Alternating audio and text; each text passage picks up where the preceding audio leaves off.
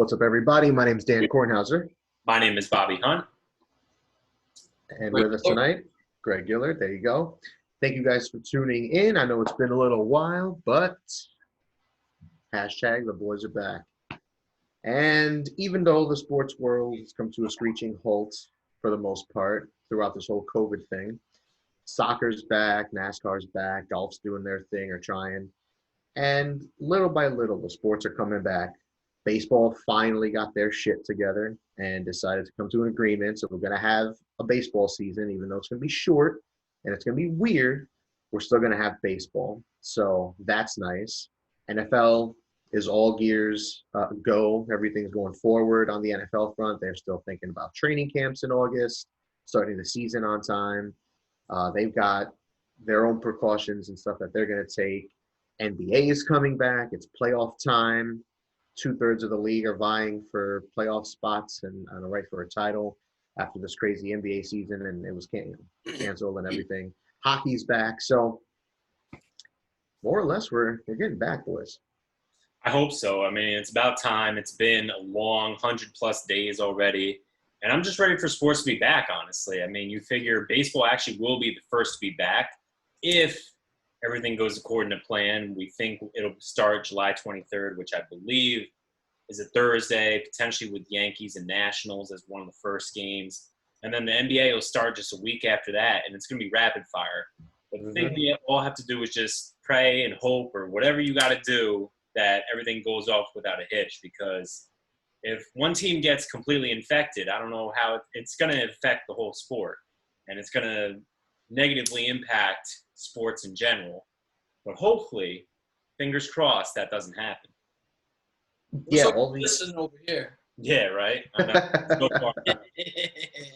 Yeah, I mean, all these leagues have different contingencies in place, different plans, how they're going to test, how they're going to quarantine people, who's going to have access to the players, so on and so forth. So yeah, they're trying. They're trying. We got to give these leagues props. You got to give the owners props, the players' associations. Hell, the people who work, the janitors and the field crews and shit like that, like they're all putting their lives on the line as well to get us entertainment that we so badly crave during these crazy times. But I think to celebrate sports coming back, we will be doing an MLB season preview coming up sometime in the next few weeks. The season starts at the end of July. So we're right at that point. So we'll get a preview in. Don't you worry. We'll have like predictions and all that good shit. But we're not quite there yet. But we are going to talk about some baseball. This, people, boys, girls, ladies, gentlemen, is going to be our rankings show. Our first ever rankings episode. I'm pretty excited. This is kind of fun.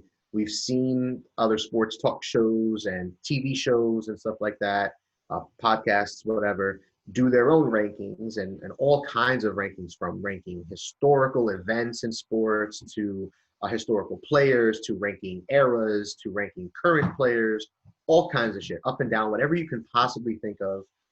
These different shows have done these different rankings. So now here we are. We're going to do our own little rankings. Today, we're going to touch on the three major sports: basketball, baseball, football. Even though football doesn't start until August, September, we can still talk about it because we're fiends. This is what we do. So we're going to rank the positions in football. A few on offense: a quarterback, running back, receiver, tight end. Defensive side of the ball, we're going to rank defensive line / edge. And then we're going to rank linebackers and defensive backs. And then when it comes to the NBA and MLB, we're going to be ranking contenders for those two respective sports. And the NBA, I'm actually pretty interested to see, because I have some predictions of my own of what the rankings are actually going to come out to be on some of these things for each of us. And I'm interested to see what order certain teams come out in the NBA and MLB, particularly with you, Greg. Well, we'll see about that. Yep, me and Bob discussed that prior to this. Greg's always good for some controversy, and I'm excited with his rankings. So, without further ado, let's jump into it. Bob, where are we starting? Well, we're going to have to start with the baseball, and we're going to start with the top 5 contenders, like you alluded to. And if I had to rank it, I would put the Dodgers number 1 personally, Okay. followed by the Yankees number 2. These two, wrap it up real quickly with those two. They're just the 2 favorites even going into the regular MLB season. Teams are loaded top to bottom. Yankees will benefit from the time off because you figure, me and you being Yankee fans, that Giancarlo Stanton and Aaron Judge are going to be fully healthy. Mm-hmm. And we can maybe expect Garrett Cole to even go that next step, that further mile, because every game is extremely important. Every game is almost worth 3 games when you consider it 60 games. It's pretty much a little more than a third of a regular MLB season. So for me, I would have the Dodgers 1, Yankees 2. Dodgers have been there the last couple years. They've made the World Series twice in the last few years. So I put them 1, Yankees 2. 3, it's got to be the Astros. They've been one of the best teams for years now. Won the championship in 2017. Yes, they cheated to do it, but they still have a very talented roster. Garrett Cole, losing him hurts. But if anything, they benefited a lot from everything happening with COVID-19. They're not going to have fans in the stands booing the shit out of them. They're not going to have to worry about people heckling them. They'll probably still get thrown at, but I don't think nearly to the same extent because, like I mentioned, every game is worth that much more in this 60-game season. So I put them number 3.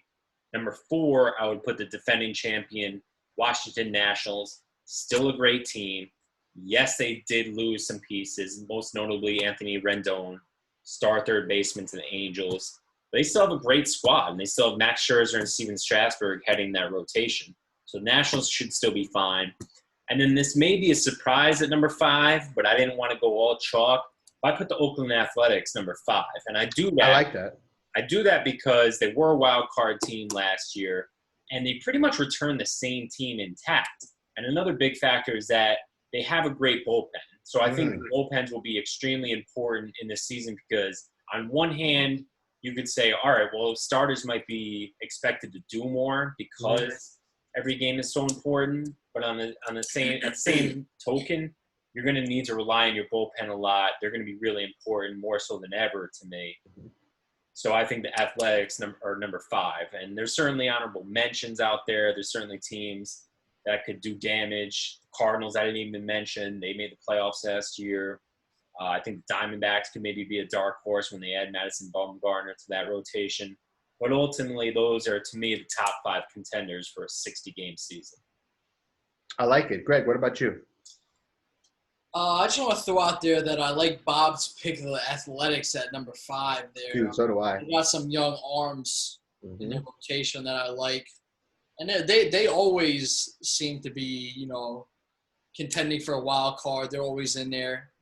In a 60-game season, they could get hot. I like that. But my top 5, though, I got the Dodgers. They're just loaded top to bottom. You got Kershaw and Buehler. They've been there before. Yep. They added Mookie Betts. They got a good bullpen. They're just loaded top to bottom all over the place. Second, I'd go Nets. They have the big 3 in the starting 5 of Strasburg, Scherzer, and Corbin. They're the defending champs. Mookie Betts. They still have a solid lineup, even with losing maybe the second best third baseman in baseball, Rendon. Then I'd say the Astros at number 3. I think people are sleeping on them now just because of the controversy, but they're loaded still too. They even have players that didn't even make much of an impact last year that are still coming up, like Tucker, the outfield. Kyle Tucker. So they're loaded still too. I think people are sleeping on the Astros, and they have Greinke and Verlander in there, and they're still top 2 out of top 10 aces in baseball. I struggled with 4 and 5. I'd probably give the Yanks the advantage over my next team that I'm going to mention. The Yanks are – I don't know. I think they benefited from the time off. Judge was injured going into the season. Had they started when they were supposed to start, he was going to miss like the first month or 2. but now he should be ready to go come when they open the season. And their rotation has improved. Tell me about the rotation a little bit more. You got Paxton, Tanaka. They added probably the best free agent this offseason in Garrett Cole. Second best starter in baseball, in my opinion, behind DeGrom. Yeah, you gotta do it. You gotta do it more than a full season for me. Yeah. But number 5, I would say the Atlanta Braves, which I hate to say it too because I just named 2 teams out of the top 5 in my own division. I'm a Mets fan, so you got the Nats and the Braves. Both East teams divisions have a brutal schedule. The AL and the NL East. So I'd say the Braves, they have some young arms in their bullpen. I mean, in their starting rotation also. And their lineup, they got a really good young lineup that I like. Ronald Acuna, I mean, fucking. Other than Trout, there might not be anybody else in baseball that you would want to build a team. Maybe Bellinger, but maybe. I mean, this guy's like 4 years. Yeah. This guy's young. But yeah, I think people sleep on their starting rotation also. You got a lot of unproven young arms that are pretty good in their rotation. We got to see how they plan out. But yeah, that's my top 5. I'd probably go Dodgers, Nats, Astros, Yanks, Braves.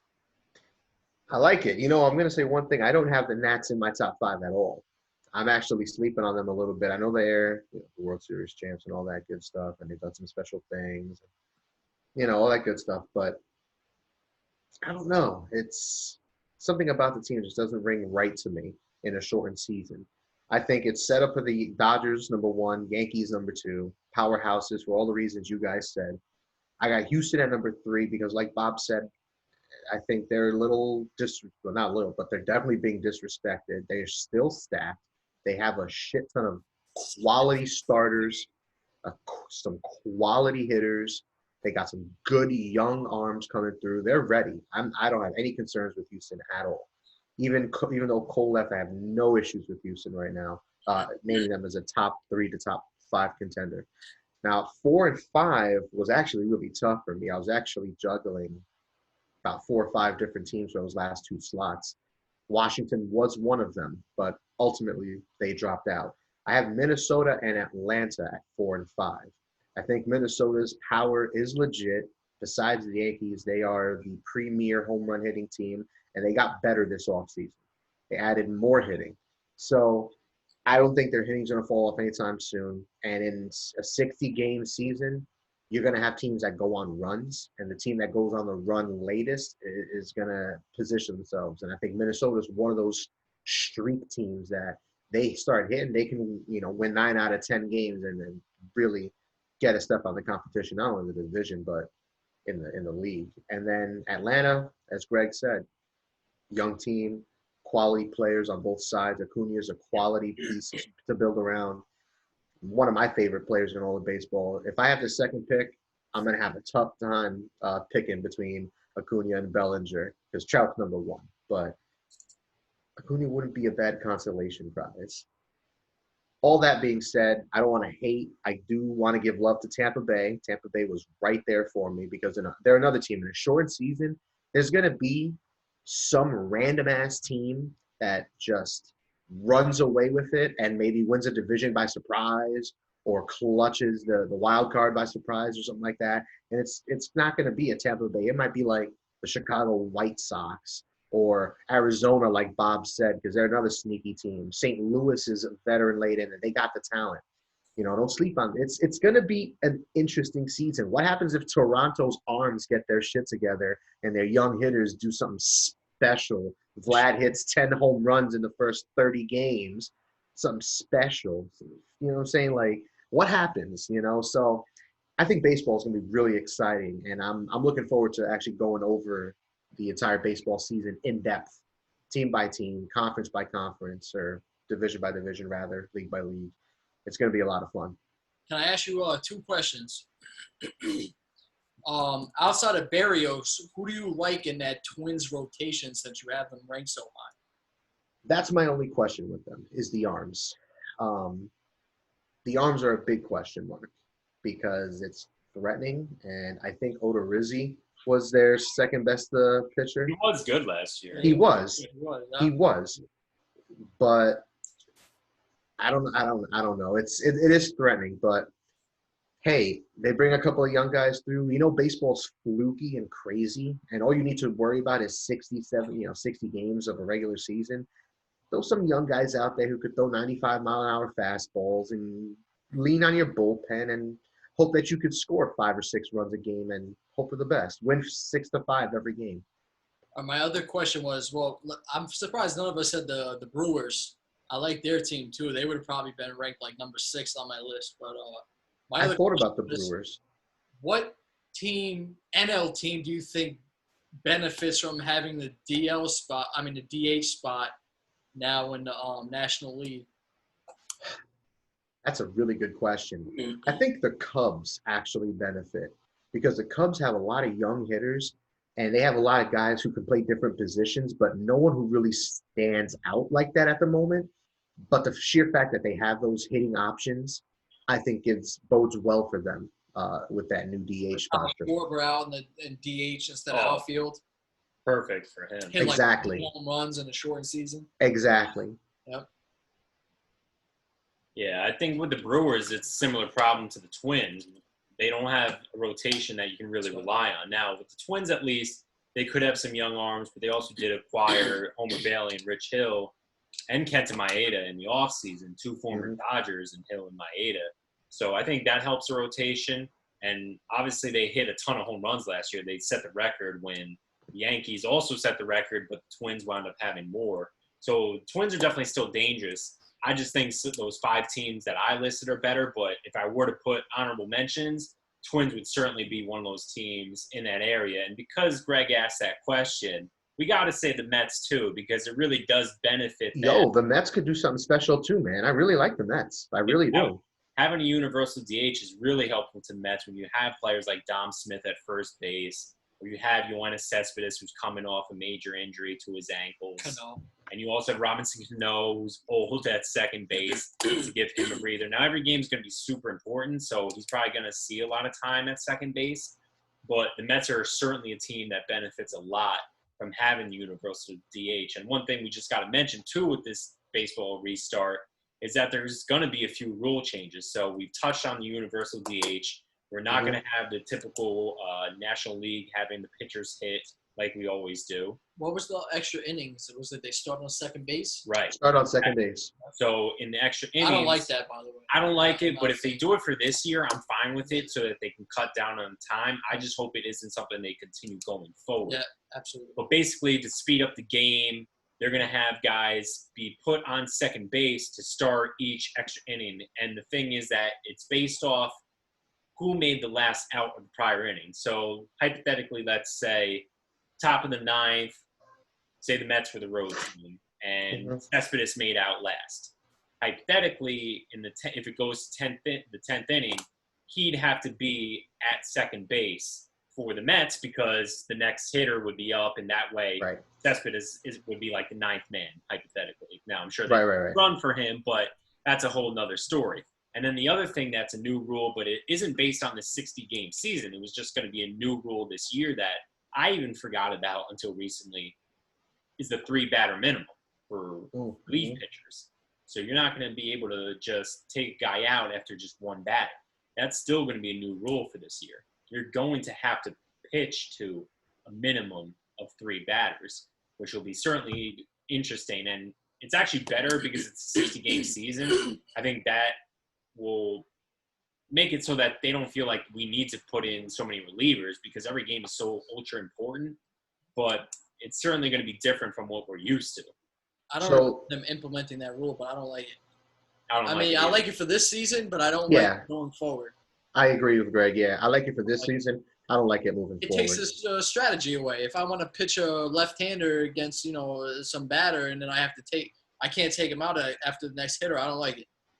I like it. I mean, I get it because they want to speed it up, and the nonsense of having one guy pitch 2 pitches or 3 pitches and then take them out. Sometimes managers were rotating guys literally one batter, take them out, and doing that like back to back kind of guys, like using 3 relievers in 1 inning or 3 relievers in 1 inning. It's weird, and it does extend the game. And I get it. It's baseball. It's a game of math and tweaks to your roster like that, like in the middle of a game and shit. But like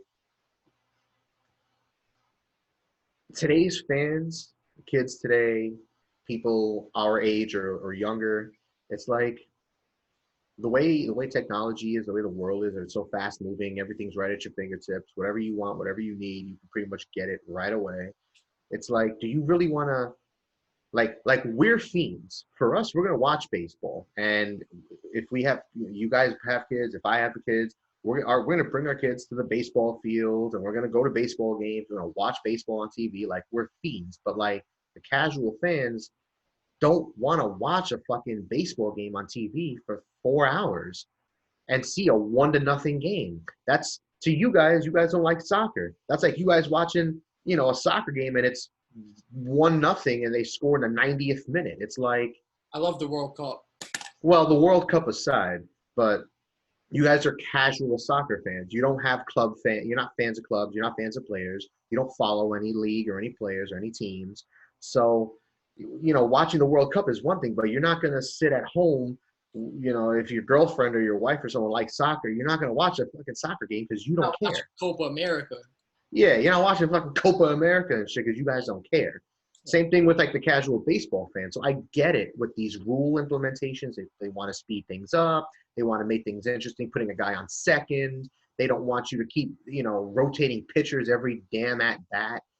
I get it. I like it that they're trying stuff, but some of this stuff is cool for now because of the shortened season, but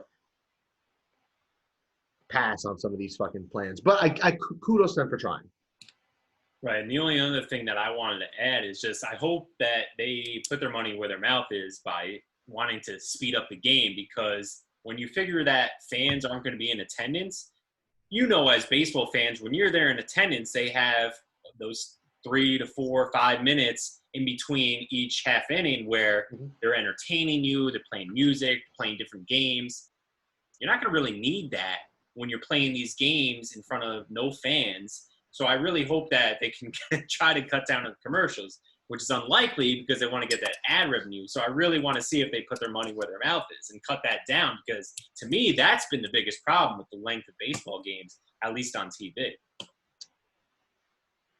Actually, 2 more things because you mentioned that, and then we can move on from baseball. The first thing, since you mentioned the advertising part, the one thing I would love all sports to like implement is the commercial and in the box, like the box in box screen that the XFL had.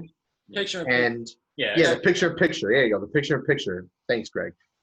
Where it would be the commercial here and the audio is the commercial or whatever because they pay for their slot. We should do that. But the other one is like, the coaches talking to the players or whatever's going on the sideline or whatever's going on the field. Like, give us a little something like that. I like that. I think that's awesome. I think that's genius. And maybe even if they wanted to give us a little insight to the sidelines, like the NBA, like during NBA broadcasts, they'll have the cameras like in the huddle and you'll hear the coach on the whiteboard talking to the guys and shit. Like, you'll catch the tail end of it or whatever, so you're not really hearing the whole play. But like, it's cool to get that insight and get that audio and get a little look at what they see and what's going on. So I think that'd be kind of cool for all sports to implement. And then finally, the last thing on baseball before we move on to basketball. Why no love for the San Diego Padres? Is it because their starting staff is completely fucking useless? Because I'm looking at their lineup, and they're actually pretty fucking good. Tatis Jr., they added Tommy Pham in the offseason, Manny Machado, Will Myers. I mean, these aren't trash names. These are actually really quality hitters. So just a little curious, why no love for the Padres from anyone here? Maybe not as contenders, but not even mention them as a potential team who could go on a run or anything like that. I'll start. The Padres don't have anything in the rotation. If they don't, I mean, I really like Chris Paddock. I think he's ace quality. But other than that, I agree with you. I think Lamet leaves a lot to be desired. Lechesney leaves a lot to be desired. They remind me of you were talking about the Twins. Mm-hmm. But the Twins have a killer lineup, and they've proven they have a killer lineup. They broke the home run record last year, and then they have a ace in Barrios. Mm-hmm.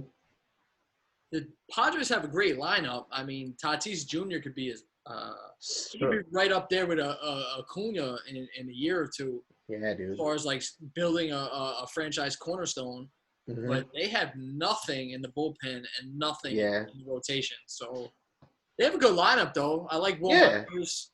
I mean, Manny Machado's he's a little overrated, but he's a stud. But yeah, they're no, just meh. Not for me. No, just meh. I mean, I like that you brought them up because in a 60-game season, we're probably that's what I'm saying. We're looking for teams like that, teams that can make some noise. It's just hard to predict those because, like even though everyone will admit it's probably going to happen, it's just hard to really just pull the trigger because you're really going out on a limb. It's hard, especially when you're only doing a top 5. So there's going to be 10 playoff teams. So we probably might include a Padres or a White Sox or maybe even a bigger dark horse, but it's just hard to put them in a top 5. And for all the reasons Greg mentioned, they do have Kirby Yates in the bullpen, but not much else besides that. And you got to love Tatis Jr. I love the Tommy Pham trade. I think that was at least the raise on that one. Hosmer will be better in his second year. I like Profar as a guy who can play a lot of positions, but besides Paddock, I mean, Lucchesi, Davies, I can't get excited for them. They might make the playoffs, but I don't think they're one of the best 5 teams. No, I keep saying that. We're talking about a 60-game season. Anything can happen in 60 games, but I don't like their arms. That's it. Right. Fair enough. Let's move on to the NBA. NBA starting. The NBA, LFGM, BPE. That's all I'm going to say. Had to do it. It had to be about the Big Pete. That's a great way to close out baseball with BPE.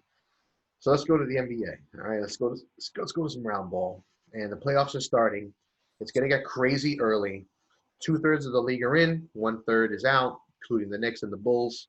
Sucks. God, I don't want to. I didn't want to. Did you want to see the Bulls? No, I didn't want to see the Bulls. No. Hold on. Here we go. Kobe White, since the All-Star break, was behind Zion, the best rookie there was, even ahead of Morant. But I didn't want to see the Bulls. But Kobe White was killing it. He was averaging like 25 a game the last 10 games he played. Stud. All right, we can move on. And now we're going to talk about some good teams. Yeah, exactly. Thank you. So let's go to NBA Contenders. And let's rank our top 5s. And Greg, why don't you start us off? Give us your top 5 NBA contenders. You know what? I wrote down a different order than what I'm going to actually say right now. Fuck it. Do it live. I'm going to fucking do it live. I'll write it. We'll fucking do it live. Yeah. So, fucking thing sucks. Lakers number 1. Fuck it. Bron's been there, done that. Borderline the GOAT. He's better in the playoffs than he is in the regular season. He's rested. You know, out of any NBA player in the whole NBA, you don't have to question if he stayed in shape during this time off. He has another top 5 player in Anthony Davis. I don't know what they were doing today. They said that they I don't know if it's official, but they're signing J.R. Smith. That man's going to be drinking Henny before the game. I don't even know why. I don't even know. Let the man just jack up 10 threes. I don't even know why I got an alert for that. That's it.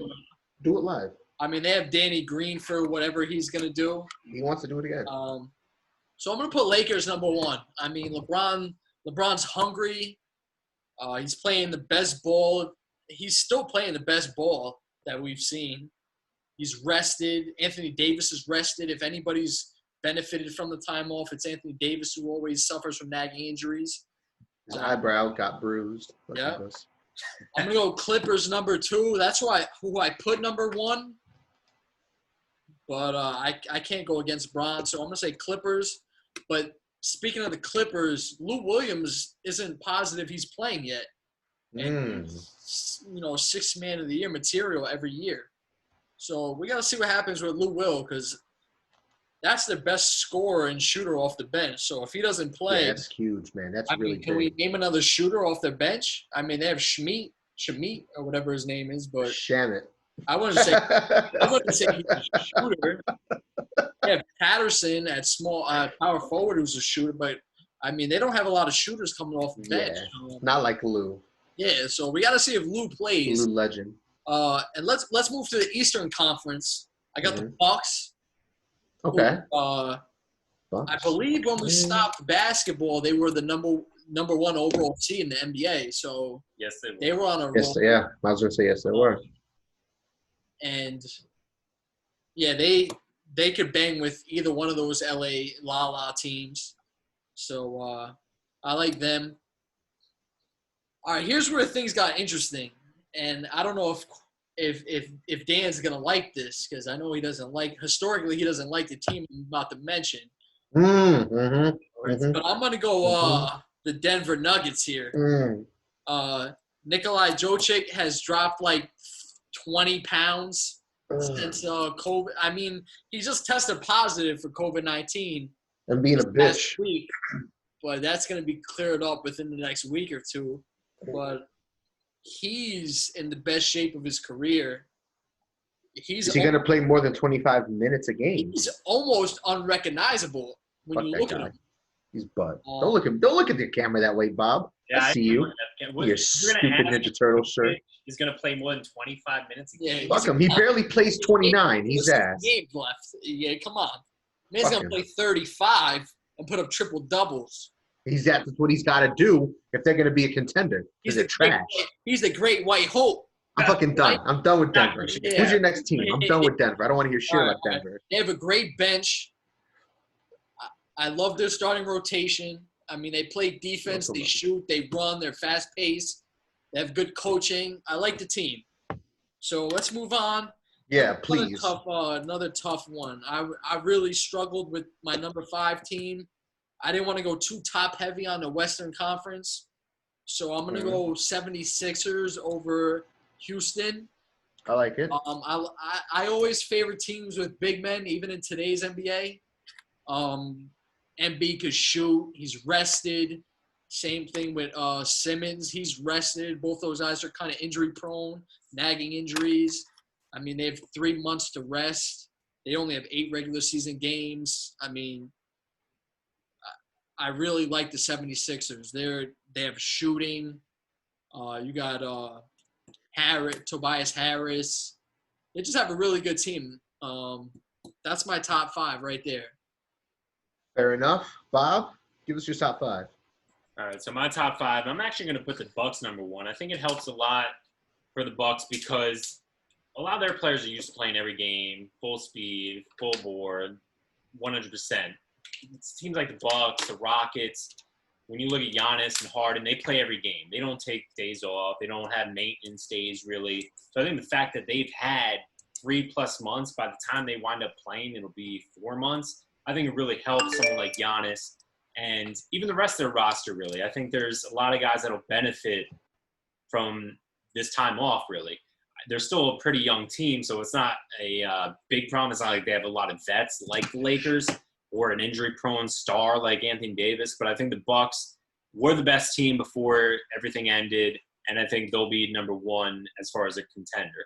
Number 2, it was close. It was between the 2 LA teams. So I have the Clippers 2. I had Lakers 3. I put the Clippers 2 just because they are a younger team. Now, you have LeBron, who's 35 with the Lakers. Davis, we know, has his injury history. Dwight Howard's a major vet at this point. It's crazy to think that he's already in his mid-30s himself, but these are the facts. And so I think the Clippers with getting Kawhi shouldn't need maintenance days at this point. Now, granted, eating isn't going to matter now. So as I was talking to Greg before we did this podcast, I was saying these teams aren't going to have to kill themselves for seeding. If you're one of those top teams, there's going to be 8 regular season games before they get to the playoffs. You're not fighting for home court advantage. So technically, you could even still rest certain players or limit their minutes and keep them fresh for the playoffs. You don't have to kill yourselves to get a number 1 or number 2 seed. It's not as important as previous years. So I think that really benefits a team like the Clippers. They were already deep to begin with. And so I put the Lakers 3 because of some of the advanced age of a few of their players, but also the fact that Avery Bradley, who was one of their starters, is going to sit out. He's going to sit out the restart because I believe his 6-year-old son has like a respiratory illness, so he's deciding to sit out. And that does hurt them. I don't think it's a major factor. He's still not a top 3 player on the Lakers, but still someone who's a major contributor, someone who's getting 25 to 30 minutes a night. So that makes me put them a little below the Clippers. Okay. I really think one of those 3 teams, one of those 3 teams is probably going to win the title. What do you want to add? I just wanted to throw this out there about the Lakers. I forgot to mention Avery Bradley. Bob just mentioned Avery Bradley. He's not going to be playing due to the COVID-19. Dwight Howard, I don't know if we're still sure if Dwight Howard. I know Bob mentioned Dwight Howard. I don't know, and he's the backup center. He is. He's going to be playing in the restart. He had mentioned that the start of the season is not more important than the Black Lives Matters. He's on Kyrie's thing. Yeah. Yeah. So also I want to say that the Lakers have I want to say they signed Dion Waiters. I don't know if that was official. I think didn't they have waiters right before everything ended? I'm pretty sure they did. They got waiters after the Heat waived them or whatever they did. Did they sign them before they stopped? I'm pretty sure before they stopped. It was like right before everything stopped. They signed waiters. So now they have JR. I forgot to mention they signed Waiters, who is a good scoring piece off the bench if Bradley's not playing. So that's good. I would prefer him over J.R. Smith going forward. And also, I want to throw another free agent out there that we haven't talked about is Jamal Crawford. That's right. He can light it up off the bench. Now, I don't know if the Clippers don't have Lou Williams, if they would get him first, but I think the Lakers could maybe get Jamal Crawford. And I just wanted to touch up on the Lakers because I mentioned them as my number 1 seed, and I forgot to mention, Bob had mentioned Bradley and Dwight Howard, and I didn't talk about those guys with their uncertainty going forward. But there's some pieces that are still out there that could be signed. I think Joe Kim Noah was going to sign with like the Clippers or something. Yeah, that's already happened. Yep. So yeah, there's still some guys out there on the waiver wire that these guys could pick up. But I'll let Bob finish. It's fantasy basketball out there. Yeah, yes it is. Well, yeah, they can definitely play a big factor. Bradley will mainly hurt from a defensive standpoint and the familiarity, of course, because he was with them for the entire season, whereas, Waiters and J.R. Smith play the same position. Certainly, we know they can score. J.R. Smith can be a microwave. He can heat up in a minute and hit a bunch of threes. But neither of them can really defend it. Well, J.R. Smith's a decent defender, but Waiters ain't guarding anyone. Bradley's one of the best on-ball perimeter defenders in the league. So that's really, to me, what hurts them losing him. So that had the Lakers slide down, but I still have them number 3. I'm a decent on-ball defender, too. Number 4, I have the Rockets, who I actually picked. I actually picked before the season to win the championship. That ain't going to happen. I don't believe that. I just wanted to go out on a limb. I didn't want to pick like everyone else, but I think this benefits them a lot. I touched on James Harden, someone who plays doesn't have maintenance issues really, but I think it helps to have him off for 4 months, and it looks like he's in great shape as well from having these months off. And so the only thing you worry about with the Rockets, as always, is are they going to be streaky? Are they going to miss 23s in a row and set records? They just might, yeah. But they are still a very talented team. Granted, they were only a 6 seed, but as we know now, home court advantage isn't going to matter.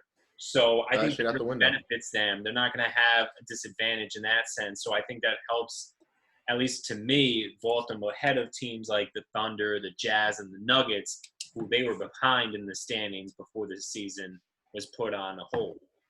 Who's number 5? Last but not least, it's maybe a surprise, but I put the defending champion Toronto Raptors And that's because I think they have a lot of pride. They have a good coach, Nick Nurse. Now, they are defending champions. I think that's part of it. They want to go out and prove, hey, it doesn't matter what scenario we're in. We still want to defend our title. And at the same time, I think they're a team that really last year and even this year has relied on pretty much like an 8-man rotation. They don't. Yep, I was going to say. They're not known for their depth. So in this scenario, they can go balls to the wall. They can play their guys 35 to 40 minutes and not feel the after effects of that because they usually only play an 8-man rotation. They don't have to worry about guys needing minutes or needing rest rather going down the stretch. They're only going to play 8 regular season games and then they're going to go into the playoffs. And home court advantage doesn't matter. It would probably actually help the Raptors to be playing in the Air Canada Center against certain teams. Mm-hmm. But ultimately, I think they're better than some of the other teams behind them. And they were still second, ahead of teams like the Celtics and the Heat, the Pacers, the 76ers, when everything stopped. And they're a veteran-laden team, so I think the break will really help the Raptors. Dude, I love that Raptors pick. I had them as one of the teams that I was listing for my 4th and 5th slots. And similar to the MLB, my 4th and 5th slots here were between like 5 or 6 teams because I think it's that close. I think there's a lot of talented NBA squads, and I honestly, outside the teams that you guys listed, there's probably 4 or 5 other teams I can list after those that are legitimate contenders with this new format and everything. But I'm gonna go Lakers 1, Clippers 2, Milwaukee 3. I thought it was pretty fucking clear. All 3 of us had the top 3 in the same teams. It was just going to be different orders. I just happened to match Greg's. That's what it came down to. But for everything you guys said, for the Lakers, LeBron, AD, I don't need to say anything more. For the Clippers, Kawhi, Paul George, quality coaching, that. Lou Williams is a big piece, but they do still have Reggie Jackson. We'll see if he has anything to offer them for this run. But they're another team. Reggie Jackson. I forgot all about that. Yeah, you forget about these things because of guys like Lou Williams, and it's been a while. Yeah. It's been a fucking while. So I'm going to say Lakers 1, Clippers 2, Milwaukee 3. I'm going to go Houston 4. I love Houston. I love me some James Harden. Him and his dick beard. I mean, his beard. He's just a legend. He led me to a historical season last year, New Yiddy Fantasy Basketball League that Greg and I are in. And what happened in that league? I didn't win the chip. And regardless, him and Westbrook are one of the most dynamic 1-2 punches. I like their roster. And we'll see. We'll see what they can do. But I have them number 4. And 5th, I have Miami. And yes, I like that. I have Miami because I like what they're about. They have quality everywhere you see championship winners. Quality coaching. They have the studs at the top. Are Jimmy Butler and Bam LeBron and AD? Absolutely fucking not. But Bam is one of the best big men in the league, all-around big men in the league. He could take over a game if he needs to. Jimmy is a dog. We know what Jimmy Butler's about. He could score. He plays defense. He is a leader. And they've got depth. Nunn and Dragic at point guard. Butler and Iguodala and Tyler Herro splitting the 2s and 3 spots. Jay Crowder off the bench is a nice playoff piece to have. We know what he did for, with LeBron and such. Bam Adebayo, Kelly Olynyk. It's a good squad. They play defense. They're rugged. And no home court advantage, I think, helps. But I did have Philadelphia, Toronto, Boston. Boston can fucking shit. Let's not forget about Boston. Show them some love. None of us mentioned them, but Kemba, Jaylen Brown, Hayward, Tate Young. They've got a good squad. They got great coaching, and that's what you're looking for when it comes to the playoffs in the NBA. So Lakers, Clippers, Milwaukee, Rockets, Miami. We all have different top 5. Our top 3s are all the same. I'm pleased with how this went. I'm not going to lie. Now, out of all these teams, which team do you think benefits no home court the most? I have a couple more things I want to touch up on the NBA, but I'll answer that question first. No home court. That's really tough. I don't know. I think that's more of like a biased question. I don't know if that's tough to answer. Okay. I guess I would say the Lakers. People want to say LeBron, isn't clutch. He has mental issues, this and that. I think, the Lakers were my number one seed. I'm picking them to win it all. I'll go with the Lakers. I think not having any home court benefits them the most. Well, for me, of my top 5, I would say the Rockets because they were the 6th seed, so they would have conceivably likely wound up having to play on the road to start the first round and probably subsequent rounds since the lower seeds usually struggle in the NBA. But one team that really stuck out is the 76ers, actually. And while, yes, they're very good at home, they're absolute dog shit on the road. They had, 10-24 on the road. So now they don't have to worry about that. They don't have to worry about going on the road and playing like crap in front of visiting fans. So I think it really benefits them to have kind of a neutral site. Now, I think it really helps them playing in front of a raucous Philadelphia crowd, which they'll miss. But the fact that they were just so piss poor on the road, they won't have to worry about that at all now. I want to throw something out there. Bob made a very great point about that.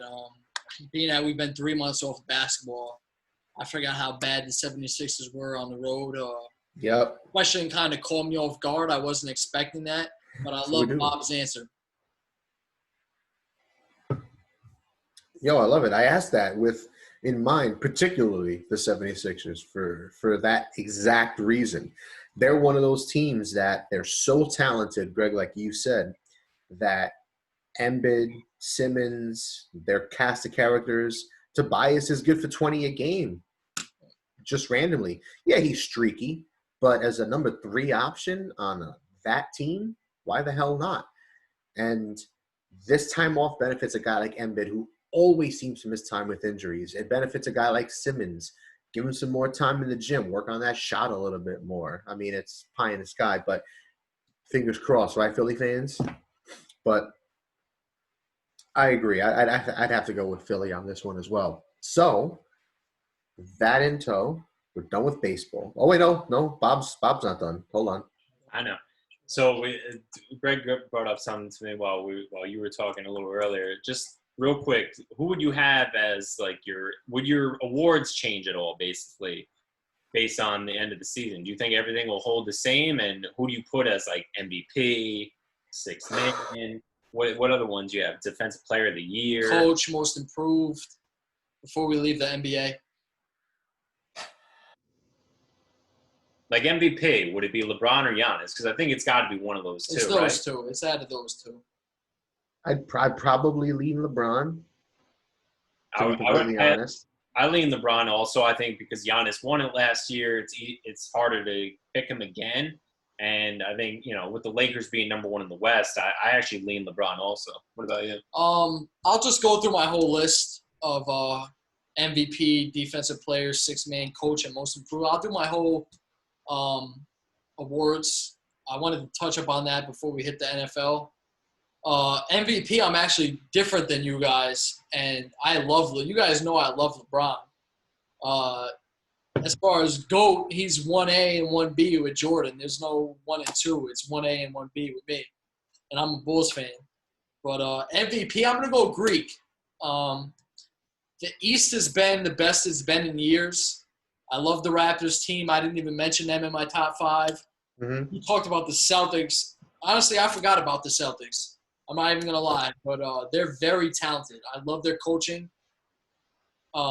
If Bradley Stevens left the NBA today, he could get literally any coaching job in college basketball that he wanted, including Duke. He could take that job from Mike Krzyzewski. Relax. He stepped down, yes. Yeah, you know what I'm saying. He could get any job he wanted. So I like that you brought the Celtics up. But all right, MVP, I'm going to go Greek. Okay. I know there's voters fatigue, but that usually comes into play after like after Yeah. multiple MVP awards. So I'm gonna go Greek. He had the #1 record in the NBA at the end of this. He's arguably the favorite for Defensive Player of the Year. He's a hell of a basketball player. I'm gonna go Greek. He gets better every year. Defensive Player of the Year, I'm not gonna go Greek though, even though I just mentioned him. I'm gonna say Anthony Davis. I don't think the Lakers would be as good as they are if it wasn't for his defensive play on that side of the ball. He changes the game. He could guard the perimeter. Yep. Or guard the paint. He's probably the best inside defender we got in the NBA. Sixth man. Now this was close, and I think this was between both La La Land players and the Clippers. I'm gonna go Harrell instead of Lou Williams. Well, you had Harrell on your fantasy team, so you got to do those. I did have him on my fantasy team, but I also love what he brings to the table, man. He's one of those guys that gives it his all every time he's on the court. 110%. He plays defense. He's a really good interior defensive player. I mean, this guy could average 20 and 10 if he was in the starting lineup for some bum teams. You know what I mean? Fair. So I'll go Harrell. And Coach of the Year, and you want to know what? This solidifies my pick right here for Coach of the Year. Is your pick for a top 5 contender going forward was the Miami Heat, and they were like borderline, 6, 7, 8 seed going into the year, and for you to pick them as the number 5 contender going forward and is saying something. I'll go Eric Spoelstra for Coach of the Year. I love what he did in Miami. He's got the rookies playing great. Duncan Robinson. I like what they're doing down there. Both ends of the court. They shoot the 3. They play defense. They play D, Not a lot of teams do that. Yep. They pass the ball very well. They're very balanced. I love what he's doing down there. And most improved, I'll stick with Miami. I'll go Bam. That's my boy. I'll go Bam right there. I could have had him in fantasy had I pulled the trigger on a big trade, but I didn't want to. But yeah, Bam Adebayo. I don't know if I said his name right. I think I did. He's a hell of a defensive player, and he can also pass the ball in the center spot. So I like him. He's kind of like a Jokic from Denver, but I think he plays better defense. Just maybe he just has to improve his offensive game a little better, post moves and stuff. But he's a great player. That's my awards. Making schmoves. I love it. I'll try to make mine short and sweet. So for MVP, like I said, I'll go with LeBron. When you look at Defensive Player of the Year, it's really going to be between Davis and Giannis. I'll go with Giannis, I think, because it's really tough. I mean, it's splitting hairs. It really could go either way there. Sixth man, I'll agree with Greg. I think it'll be Montrezl Harrell. It could be Williams, but one guy we can't forget is maybe Dennis Schroeder of OKC. He's done a great job playing a lot of minutes off the bench for them. But I lean toward Harrell because the Clippers are ahead of them in the playoff standings. Coach, I actually agree with him too with Spoelstra. The one area that I disagree is maybe most improved player. It really could be Luka Doncic, even though we expected him to be that much better this year. He's gone even above what we maybe even expected, which maybe doesn't even seem possible. But I think he could definitely win the award. Adebayo will certainly be right there. I wouldn't be shocked at all if he won, but Doncic would be my pick. And Rookie of the Year, which he didn't mention, but I think he'll agree, is John Morant. Yes, it's absolutely John Morant. Yep. Zion didn't play enough games. I know some of my coworkers of mine were saying that Zion is the Rookie of the Year. That's bullshit. No, absolutely not. He didn't play enough games, and Ja killed it all year. So he played like 40 less games. Yeah, if you're gonna throw Zion's name out there, you might as well throw Kobe White's in there because he had the same hot stretch that Zion did. So let's not fool ourselves. It's Ja. I know that NBA wants to push Zion as hard as they can, but cut it out. Yeah, no, I agree with you 100%. So let's move on. Quick cap on basketball. Let's move forward. Now let's go to football because we got some positions to rank, and I think it's going to get a little crazy. So we're doing quarterbacks, running backs, wide receivers, tight ends. Then on the defensive side of the ball, we're doing defensive line / edge rusher and linebacker, and then defensive back. Now, Greg did it Madden style rankings. So what that means is with the defensive line, he has both 3-4 and 4-3 defensive linemen ranked together. And when it comes to linebackers, he's got 3-4 linebackers and 4-3 defensive front linebackers ranked together. So that's what we're going to be doing in Madden rankings. We're ranking positions 1 through 5. I have a couple of honorable mentions per position. And what we're doing, how we're ranking them is what they've done in the last couple of years, what we project them to do in this upcoming season. You're considering things like age, injuries, situation, whether they change teams, what the team looks around them, new coaching staff, so on and so forth. With that in mind, Bob, Greg, are you guys ready? Yes. Let's start with the most important position on the field, and that is a quarterback position. Boys, 1 through 5. Who wants to start? You start. I'll start. Yeah, All right. 1 through 5. 1, 2, 3, 4, 5. I got Patty Mahomes 1, Russell Wilson 2, Lamar Jackson 3, Drew Brees 4, and Aaron Rodgers at number 5. And for me, the list, at least at this position, was pretty cut and clear. I was looking for a combination of statistical production, leadership, and winning. And it's not just winning. I want some chips. I want that bling on the finger.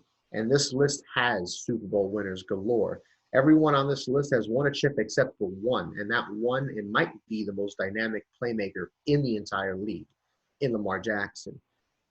We know what Mahomes does. The rocket arm, the passing, does whatever the fuck he wants. Russell Wilson, I mean, improviser extraordinaire. Now you see him, now you don't. He spins, he jukes, he ducks, he dives. It's like we're playing dodgeball out there with Patches O'Houlihan as our coach. He does whatever he has to do to keep the play alive, stay on his feet, and make the play downfield. And he's got a chip to stand for. He should have 2 chips, but he's got a chip. Last year, he dominated. The stats were just off the charts. Russell Wilson, I can't say anything more. Lamar Jackson, we know what that young legend did. The new upgraded version of Mike Vick, 1,200 yards rushing, led the league in passing touchdowns. I mean, I can't say anything about him that hasn't already been said. Joystick, legend, just freak, video game stats, all over the place. Breezes. Yes, he got into some controversy this offseason with his stance on kneeling during the protests. yes. Sorry, got a brain fart. With the kneeling during the protesting and everything like that. And he got into some controversy and some hot water, but he got out of it. He got a fat contract, and the Saints are Super Bowl contenders. Aaron, another one, does whatever he wants, gunslinger, superstar. He's burned my Lions more times than I can count. And if they had something else at receiver besides Devontae Adams, they're probably, even with that, they're probably the second best team in the NFC. So I'm going to go Aaron. But I did have Tom Brady and Deshaun Watson as honorable mentions in my top 5s.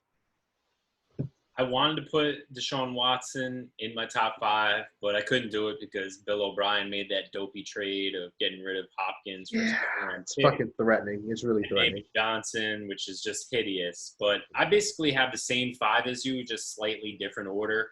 So I have Mahomes number 1 for all the reasons you mentioned. He's coming off a Super Bowl win, Super Bowl MVP, and he won the regular season MVP the year prior. So he's at the top of his field.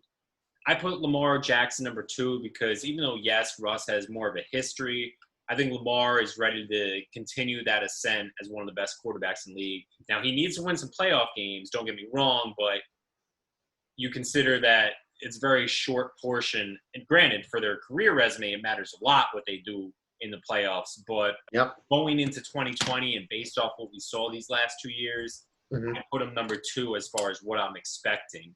Not only the fact that he just won an MVP, no less. 3, I put Russell Wilson from the Seahawks.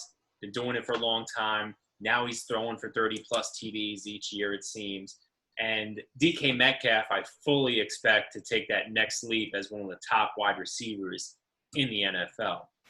Number 4, similar to you, I put Drew Brees. He has a ton of weapons at his disposal, whether that's Michael Thomas, who set the receptions record last year with 149 catches, or Alvin Kamara in the backfield. Latavius Murray's a good running back. He also still has Jared Cook at tight end, and one of the underrated signings of the entire offseason, Emmanuel Sanders, who's one of the best number 2 wide receivers in the NFL, even at the age of 32 or 33, whatever he's at now. I think that'll really help that offense and help Drew Brees. And number 5, I put Rodgers. Was tempted to put Watson because he's younger. He still has a lot of weapons. Even with the trade of Hopkins, I do like the fact that they replaced him with Cooks. Granted, nowhere near the level of Hopkins, but Cooks, Fuller, some of the other pieces they have in place, I think the Texans will still be fine offensively. But I think Aaron Rodgers is just still at the top of his game, doesn't throw many picks. Now, they didn't add enough pieces in the offseason. I don't love Devin Funchess as your best receiving option that you brought in as a new acquisition. But I still think Rodgers is still at the top of his game. I still think he has a couple more years before he falls off and gets out of the top 5. So that's my top 5, with Watson being an honorable mention. And certainly some other quarterbacks could play themselves into the conversation. We might see a leap like Lamar. We've had a lot of quarterbacks drafted in the last few years, whether it be Sam Darnold or Daniel Jones, some of the New York quarterbacks, of course, have to mention. Josh Allen from the Bills. Yep. But I think those top 5 are really safe picks for this upcoming season. All right, I'll move on to my top 5 quarterbacks. We all hit on the top 3. They might be in different orders, but number 1 is Mahomes. I mean, this guy is prime Aaron Rodgers. He's every great quarterback mixed in one. I mean, this is the guy right here. It's his time. He's the guy. You got to be crazy not to rank him number 1. It's Mahomes. Yep. I got Russell Wilson number 2. I love Russell Wilson. You guys know I love Russell Wilson. It's funny. I want to throw this out there. Like 6-7 years ago, maybe like 5 years ago, in a group chat we're in, we had asked each other who do we take out of Andrew Luck, Russell Wilson, and Cam Newton, and we all had different answers. Yeah. Orrin said he would take Cam Newton. Bob said he would take Andrew Luck, and I said I would take Russell Wilson. And right now, I'm the winner in that debate. I mean, granted, Andrew Luck retired, and Cam Newton had his injuries. I'll still take Luck on shit. Yeah! Going down. Yeah. Fucking go down with the shit. He's sitting on his couch, got the neck beard. The man's fucking probably 300 pounds. Dick beard. He's doing it. Unfortunate. We already hit the iceberg. Keep playing, baby. Yep. Let's go. Don't anticipate him retiring, but oh well. I'll give it to Russ. Russell better than him before he retired, but we'll continue. Legend. Lamar, reigning MVP, Mike Vick, but better. I mean, I don't even know if I should. What Vick should have been. I don't even know. I should say, but better. The quarterback position is more protected now. You get away with a lot more shit. You had it right, Greg. You had it right. Don't second guess yourself. It's Lamar. It's Lamar. It's what Vick should have been. It's what Vick should have been. All right. But Vick was busy completing 50% of his passes. The dog fighting, yeah. All right, it's Lamar. Now, all right, it's funny because we talked about the top 5 quarterbacks in our group chat about a week ago, and I had Breeze here up until about an hour from recording this. I had Breeze here, but you want to know what? Fuck it, it's the GOAT. It's Tom Brady. This man has 3 Super Bowl wins since Breeze's only Super Bowl win. And looking back at his stats from the last couple seasons, people want to talk about him falling off. The man still had a great TD to interception ratio the last 3 years. He's still putting up the yards. He's got no weapons. Meanwhile, Breeze has maybe the most weapons in the entire NFL. So, and he underperforms in the playoffs every year. So you're fucking sucking your teeth over there. But Breeze is underperformed with what he's got over there in New Orleans. Nah, you're bugging. You're So bugging. I'm gonna go Tom. You got a top. That's what I want to hit you. You sound terrible. You Sounds terrible. You got a top 5 running back in Alvin Kamara. I don't want to hear it. A borderline top 5 tight end in Jared Cook. You got arguably the best tight end wide receiver in Michael Thomas. This guy's underperformed in the playoffs against the Vikings in 2 of the last postseasons. They've probably been the favorite going into the season the last 2 years. Breeze has underperformed. I had him at number 4 going about an hour ago. You're crazy. I'm going to go Tom Brady here. You're crazy. He's loaded with the weapons. Finish your top 5 before I go in on you. Go. Number 5 is Rodgers over Breeze. That's all I'm going to say. I don't like Breeze supporting cast as far as a coach and defense and O-line, but that doesn't matter when it comes to quarterback. I'm going to go Rodgers over Breeze. I hate everything that I just heard you say. Now listen, hold on. Tom Brady's the GOAT. And I hate saying that out loud, but he's the GOAT. 5 years ago, we would kill ourselves if we said that. We were all correct. Peyton's, I was riding Peyton's fucking. Peyton. Peyton was my daddy, but Peyton. Tom Brady's the GOAT. Yeah. Tom Brady's the GOAT. And Greg, you are right. He's got those chips that Breeze doesn't have. But you know me, Bob. Bob knows I'm a stats guy. And the stats don't lie. Say what you will about Breeze's. They pass the ball a lot, he's got Kamara, all that bullshit. But honestly, dude, looking at his stats, it's really not even close. And I'm actually a little insulted that you said what you said. Breeze went 8-3 in 11 games as a starter this past year. He completed over 74% of his passes. And I know you're going to want to say, oh, but he dinked and dunked. He dumps it off. Yeah, well, he had a 7.1. I'm looking at the touchdown percentages. He's better in touchdown percentage. He had better interception percentage. He has more touchdowns. Yeah, better weapons. He has less interceptions. Say what you will, but I'm looking at Drew Brees' stats, and I would be. I don't know what you're thinking. You want to say, oh, well, what about his yards per whatever? Well, Tom Brady dumps it off more than anybody, so I don't want to hear anything about anybody dumping off passes. And even still, the yards per average 7.9 to Brady's 6.6. It's a fucking joke. Maybe we're splitting hairs, and Brady has the better weapons moving forward. We can agree on that. Brady has the better weapons than Breeze right now. He's got the 2 receivers. He's got Gronk. He's got OJ. They got nothing to run, but we'll see what Ronald Jones and whoever else they got. He's got in Tampa Bay. He's got OJ. You mean Evans and Godwin? They're both in the same division now, and they both have weapons. So we're gonna see. We're gonna fucking see. Well, I just want to throw this out there is that I know me personally, I've picked the Saints to win the Super Bowl, I believe, the last 2 years. Breeze has a great supporting cast. Which is lost to the Vikings the last 2 years. So, which is why it's a little weird that you're Gino. But anyway, let's move on to running backs. So we got top 5 quarterbacks. We all had pretty much similar numbers. Greg had Tom Brady instead of Drew Brees in his top 5. We all make mistakes. It's fine. I don't know about that. So let's go to running backs. Bob, give us your top 5 running backs, 1 through 5. All right, so number 1, I have Ezekiel Elliott. He's been one of the best players since he entered the league. Entered the league in 2016, and he's just been an absolute force ever since. I thought he should have won the Rookie of the Year that year instead of Dak Prescott, his fellow teammate. But Zeke is just a monster. The whole offense runs through him for the Cowboys. The offense could be even scarier, even better as Dak Prescott enters his 5th season along with Zeke. And he's been a rushing champion twice. He's probably the best running back in the NFC right now, and that's even with Christian McCaffrey there. McCaffrey's great, does a lot in the passing game too, but it's not like the Panthers win. Not all his fault, of course, but Zeke makes that Cowboys engine run. So I put him number 1, just ahead of the great white hope, number 2, Christian McCaffrey, who I do have number 2 because he is capable of getting 1,000 rushing yards and 1,000 receiving yards every year. It's ridiculous how good he is out of the backfield.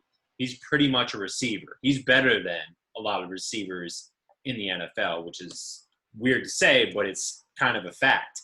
And then number 3, I have Saquon Barkley of the Giants. I think this is finally the year where his talent fully shows out, and with a better O-line, with better supporting cast, he'll be able to finally ascend to one of the top 5 running backs, which he was not last year, let's be honest. Now, granted, he was a little bit injury-plagued. He missed a few games, but he still didn't look the same. I think with a long off season, he's fully healthy. With Daniel Jones entering his second year and showing promise as a rookie, I think Barkley finally makes that leap this year that my number 4 back did last year in Dalvin Cook.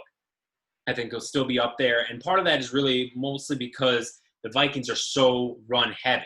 That's why Dalvin Cook is going to be productive once again. They're going to rely on him. And they might even have to rely on him more than ever because they lost Stephon Diggs. They traded him to the Buffalo Bills. After Adam Thielen, B.C. Johnson, Chad Beebe, who else they got there? It's disgusting. It's not even worth mentioning. It's that bad for the Vikings receiving core. Yeah, they have Irv Smith Jr. and Kyle Rudolph at tight end, who are nice pieces, but they might even have to rely on the run more than last year when Cook was a standout and a Pro Bowl player. And then 5th, I'm going to put Derrick Henry. That's certainly why Greg is making faces and upset. But part of that is because of the fact that they don't use him enough in the receiving game, rather. Now, that's no fault of his own. I actually kind of agree with Greg that he could be a big factor in the passing game. I don't think he's a guy who has terrible hands and can't be a factor there. It's just not the offense that they really run. And they're bringing back the whole same staff pretty much. So I don't expect things to necessarily change overnight. It's not like they're going to all of a sudden give him 50 to 60 catches on the year. So Henry slides down for me. And this is where I really need to throw out some honorable mentions because running back was tough. I think Chubb with the Browns could definitely have a big season, but I think Kareem Hunt being his backup handicaps that. I think that prevents me from putting him in the top 5. Joe Mixon, I believe he led the AFC in rushing yards last year, or maybe that was 2 years ago. But still, he's a very good running back. And then last but not least, Josh Jacobs, who was my top running back in the class of last year. I think with the Raiders, similar to the Vikings, he's a guy who could be heavily involved, that they'll really rely on, especially because they don't have a ton of receiving options that you can rely on. So I think Jacobs could almost make a Cook-like jump. It's just hard for me to put him in the top 5 for this season. So that's my top 5: Zeke, McCaffrey, Barkley, Cook, and then Derrick Henry, the rushing champion from last year. I like it. Now, Greg, if you don't mind, I'm gonna interject. I'm gonna throw my top 5 out there. I want to save you for last because I think you'll have some special things for us. So I'm going to have McCaffrey number 1. I mean, 3rd in the league in rushing this past season, over 1,300 yards, 15 total rushing touchdowns. And then, as Bob said, 116 receptions for over 1,000 yards receiving, which is absurd. It's beyond video game numbers. You couldn't even make that shit up if you tried. So I don't know how you don't put him number 1. I don't care about winning at the running back position at all. Fair. Not one bit. It's all about production, and he produces. So I'm going to go McCaffrey 1. I'm going to go Zeke 2. Now, for me, it was tough between Zeke and Barkley because, Bob, you know how much I like Barkley, and he is one of the elite running backs in the league, but you can't, like Bob said, you can't argue with what Zeke's done. He's led the league in rushing 2 of the last 3 years. He had over 1,300 yards rushing this past season, 12 rushing touchdowns, 50-plus receptions, 420 yards, giggity. And nothing but love for that man. So I got McCaffrey 1, Zeke 2, Barkley 3. I do also have Dalvin Cook number 4. Even though he got injured and missed a couple of games this past season, when he played, he was on over 1,100 yards rushing, 13 rushing touchdowns in limited time. And even in those 14 games, he still had 53 receptions. So The all-around game is what you're looking for at the position. He produces on the ground. He produces as a receiver. He's a good pass blocker. He's an all-around back. Just stay healthy, play all 16, keep that going, get 1,300 yards rushing plus, 12-plus rushing touchdowns, 50 receptions plus, and put in that work, boy. And then number five was a little tough for me because I was shuffling a few different players. Alvin Kamara from New Orleans. Bow Wow is Derek from Tennessee, of course. Nick Chubb. Hashtag I got a Chubb for Chubb. Bob knows how much I like that. I like Nick Chubb coming into last season. And he also dominated at almost 1,500 yards rushing, 8 rushing touchdowns, 36 receptions. Nick Chubb showed he's elite. So it was really, really tough. But I am going to go with Alvin Kamara at number 5. He's got the all-around game that you look for in today's NFL. And even though he didn't produce like he had in years past, I think there was a number of reasons for that, partially because he missed a game due to injury, partially because Murray played really well overall. And there was a few different things, but I still like Kamara. He had almost 800 yards rushing, 4.6 yards per carry, which Bob likes to point to yards per carry when it comes to differentiating running backs and rankings and shit. And 4.6 is pretty damn impressive. So, yeah, sure, he had 800 yards rushing, but the yards per carry were there. And he still had 97 targets, 81 receptions.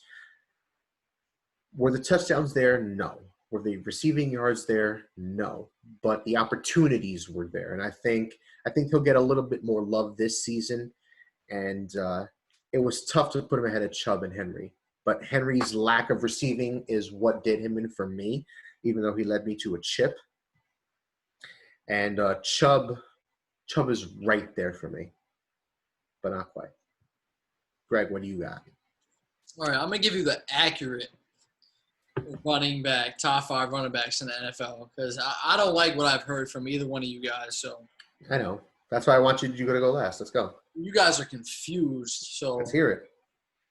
And I'm a Titans fan, and I'm going to give you a no bias top 5 running backs. But you had to say that first, but please continue. I'm going to give you a little backstory about my number 1 running back here. Please don't. I mentioned our Russell Wilson, Cam Newton, Andrew Luck conversation from a few years back. Mm-hmm. A few years back, I had said that my number 1 running back should have entered the NFL as a wide receiver because he would make more money and he would stay healthier throughout his career had he played wide receiver. I remember this. Like, you moved him to wide receiver in Madden. Like you had said, I don't know what Bob is thinking, but there's no doubt about it who is the number 1 running back in the NFL right now. And that is Christian McCaffrey. Yep. Hands down. I'm not even going to go into that. He's hands down the best running back in the NFL. Number 2, now dating back to the starter last year, Ezekiel Elliott, I would have ranked number 1 easily in the NFL.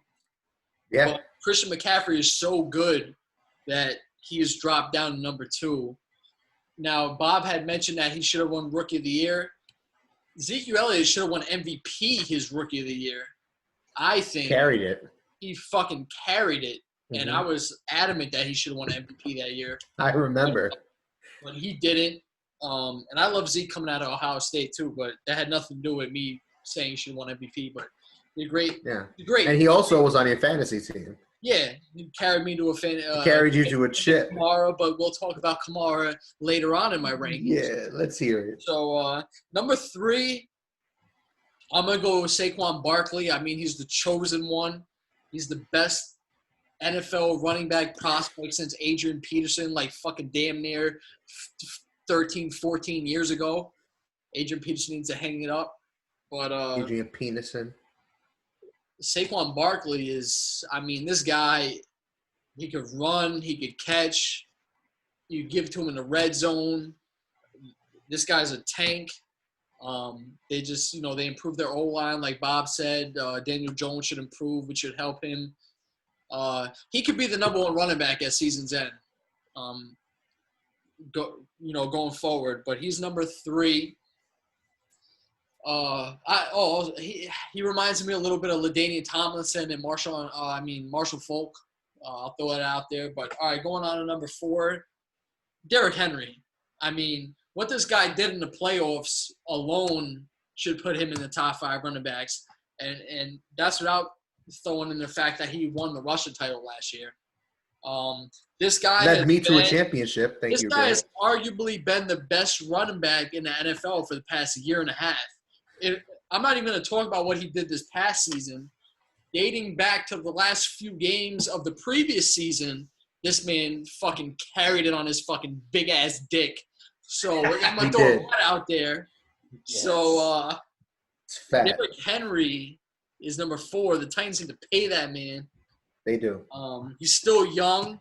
He doesn't have a lot of wear and tear on him in the NFL. He did in college, but not quite the NFL. He was the backup behind DeMarco Murray for the first 2 years of his NFL career. So he's got fresh legs going forward. Number 5, I agree with what Korn said. It's Alvin Kamara. Nick Chubb had one good year. I mean, no, I'm not going to say he had one good year. He was good his rookie year. He had a really good sophomore season. Mm-hmm. One of the best in the NFL out of all players sophomore season. Yep. But it's Alvin Kamara. He's done it 4 years now. His numbers were a little down. He doesn't get as many carries as the top 4 guys I had mentioned, but he's still putting up 80 receptions a year, even in a down year. I mean, that's a down year, 80 receptions. That's unheard of for a running back. Yeah, it is. A down year. Yeah, because he scored one receiving touchdown. That's why. Yeah, so what are we talking about? Like you said, Latavius Murray had a really good year as a backup. We didn't see that coming.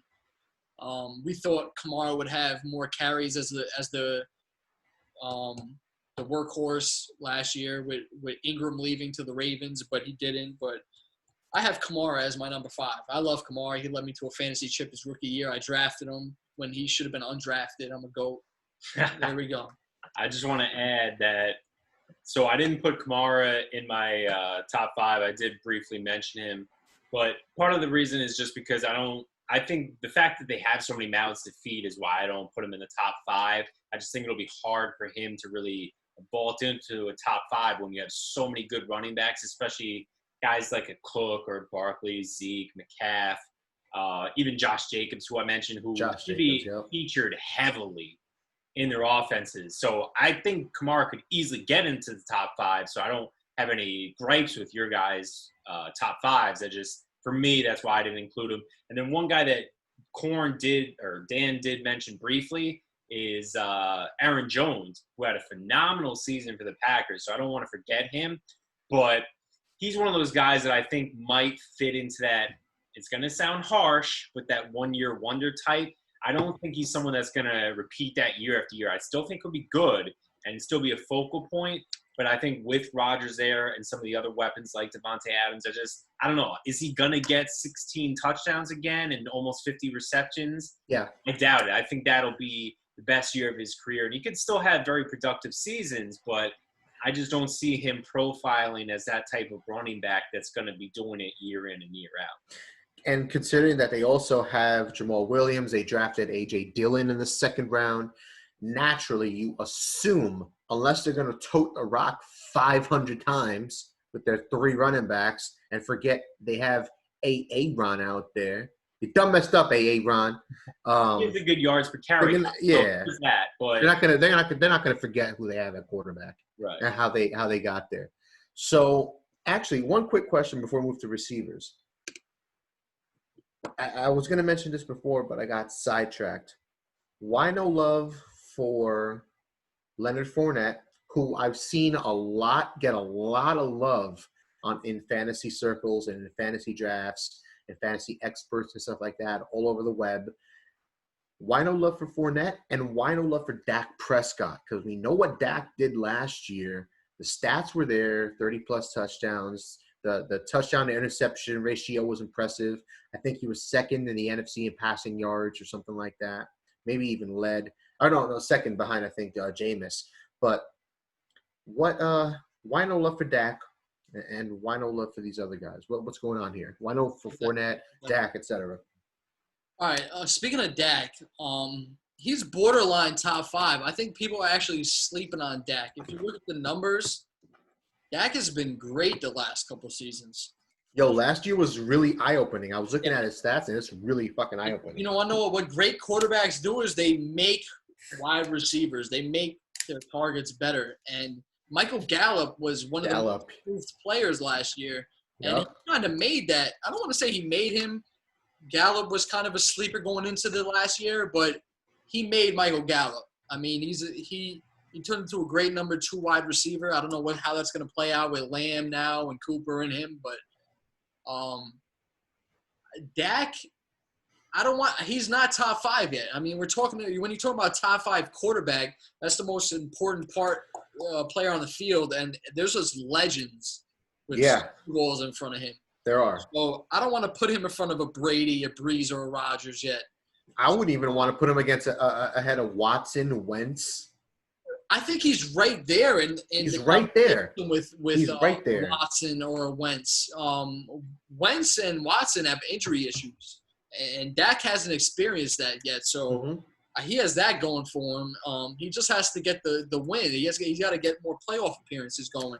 Yep. And he's got the team now this year, so let's see what happens. And he's playing for a contract. What about Fournette? Fournette has been a bust so far in his NFL career. I mean, this guy. You say that. He's been a bust. He was drafted as the next Adrian Peterson. Listen. I agree with you, bro. I'm on the same page. I don't get where all the love is coming for Fournette. I don't get it because we're talking about a guy who averaged barely over 4 yards a carry this past season, and prior to that, hasn't been impressive.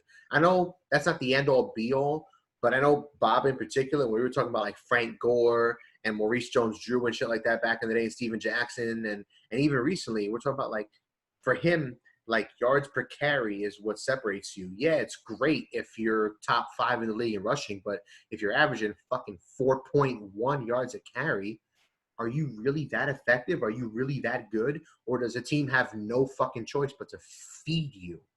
Now, I don't want to shit on Fournette because, I mean, they had a great defense the year they went to the championship game.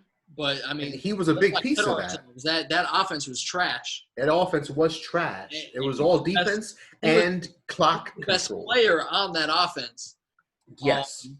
But this guy has injury issues, and that's dating back to LSU days. His ankles just don't hold up. It's like chronic ankle issues. Like I said, he was drafted as, there's been a few can't-miss running back prospects the last few years, and he was one of them. Who was a bust. But Leonard Fournette, who's we're still the jury's out. The jury's out on him, and Saquon Barkley. Those guys. Legend. And Zeke. Yeah, but Zeke wasn't even in that conversation. Yes, he was. He was. He went 4th overall. He was probably the 4th out of those guys. Fair. All right, yeah, no, Zeke was in there because I love Zeke coming out, but he was probably the 4th if you were to rank those guys coming out. Fair. And Fournette has been kind of a bust. Now, I don't know if that's more of a motivational thing. He wants out of Jacksonville. We know this. Yeah. I don't know if he could stay healthy. I don't know if he could be a workhorse, but talent's there. But he's not top 5 running back. Now, if he's talking top 10, he's borderline top 10. He could be in there. That being said, he did start 15 games this past season and had 76 receptions. I don't want to shit on the man either, but I'm just saying, at least in the fantasy world, I know fantasy is different from real life, but a lot of casual fans will compare fantasy and real life and say, well, if he's producing in fantasy, he's got to be good. So that's why I bring up a guy like Fournette, because even though the counting statistics aren't really there, the sheer fact that he had 100 targets in the passing game and 15 games started, that's nice. He did have over 1,100 yards rushing, but 4.3 yards per carry, 4.0 average for his career, and only 3 rushing touchdowns last year, 4 total touchdowns last year. I'm not buying it. Well, let me throw this out there about the 100 targets that he had in the passing game. Gardner. Outside of the rookie, DJ Chark, they had no weapons in the passing game. They have no tight end, no other receiver outside of him. Was he rookie or was he a sophomore last year? Doesn't matter. Yeah, it doesn't matter. Either way, he might have been his second year. Shark, yeah, he might have been his. Shark, yeah. Okay. Yeah, he might have been. DJ Shark, do do do do do. DJ Shark, do do do do do. I mean, that's why the 100 targets are there in the passing game because they have nobody. They have to give him the ball. And on top of that, they have a rookie quarterback that was starting who you're always going to target a tight end and probably a wide receiver more so than your wide receiver. So that's why he was so involved in the passing game. I don't view Leonard Fournette as a great receiver out of the backfield. What about you, Bob? Well, I'll start with Fournette since that's who we're on right now. I just don't see him as someone that's going to be able to replicate some of that success in the passing game. And he's had some low yards per carry, hasn't been a big touchdown producer, especially in his last 2 years. I think in his rookie season, he did have double-digit TDs, but we've seen a fall off from that. And he butted heads with the front office. Now, Tom Coughlin is gone. Maybe Doug Marrone is someone that he had a better rapport with. So maybe he can still do it. But I just think that it's kind of one of those situations where you look at it from the outside and you just don't see it ending well. He's going into his fourth year. There's no guarantee that they're going to pick up his fifth-year option, especially with some of the regime changes that are already going on in the front office and may happen this year as well with the head coaching staff, the coaching staff in general, rather. So I just think Fournette is someone that's really hard to put in the top 5, and I wouldn't even put him in my honorable mentions because, yes, I actually did think about him, but I would mention Chubb, Mixon, Jacobs ahead of him. So I just don't see Fournette playing a big enough role, but it is a good point by you that he is a factor in the receiving game that people don't necessarily account for enough. He did catch a lot of balls last year. He did have over 500 receiving yards. Now, to Greg's point, I think it is because of some of the lack of receiving options, but it is good for him to at least show he is very capable out of the backfield. So he is a dark horse. I can't put him in my top 5 or even really my top 8 to 10, honestly. Now, as far as Dak, he is someone that I contemplated, but he's not better than the 5 guys I mentioned with Mahomes, Lamar Jackson, Russell Wilson, Breeze, and Rodgers. He still is someone that the jury is still very much out on as far as a big-time performer. He does have a playoff win under his belt, which is good. He did beat Russell Wilson's Seahawks in 2018, but they disappointed last year. There were some big games where he did not show up in, and I think CeeDee Lamb will certainly help. I think he is someone that could vault himself in those top 10 rankings. It's just very hard for me to put him in a top 5 when you're looking at the guys that we discussed earlier. And I didn't even put Brady in my top 5. Brady easily could have a big year considering the fact that he has so many more weapons at his disposal. Even given his age, I still, for this season, would put Brady ahead of him because he's got Evans, Godwin, Howard, and just there's going to be a lot of opportunities for him to succeed with Bruce Arians as a good head coach running that offense. Can I just throw this out there? Fournette trying to – I don't want to say he's forcing his way out of Jacksonville, but he's probably going to get traded, and he probably should have got traded already during draft season. But watch out for the Tampa Bay Buccaneers. He's from down south. They don't have a running game. Watch out for them for a trade target. Fair enough. All right, so let's pivot to wide receivers. Me and Greg will probably take this over because we took some breaks. Dan has to take a little bit of a break, and we'll be right back.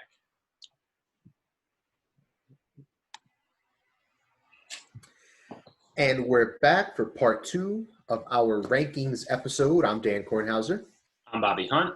Greg Gillert. Thank you guys for tuning in, sticking with us for part 2 of this episode. Let's move forward. We're in the NFL. We've already covered quarterbacks and running backs. Very interesting debate at the running back position, but we're now at wide receivers. And Greg, why don't you start us off? You know, it's only right I start off at wide receiver because that's my favorite position. And it's also what your butt is, but go on. Yuck. I like to catch it. Yuck. But, Randy Moss. He likes yuck.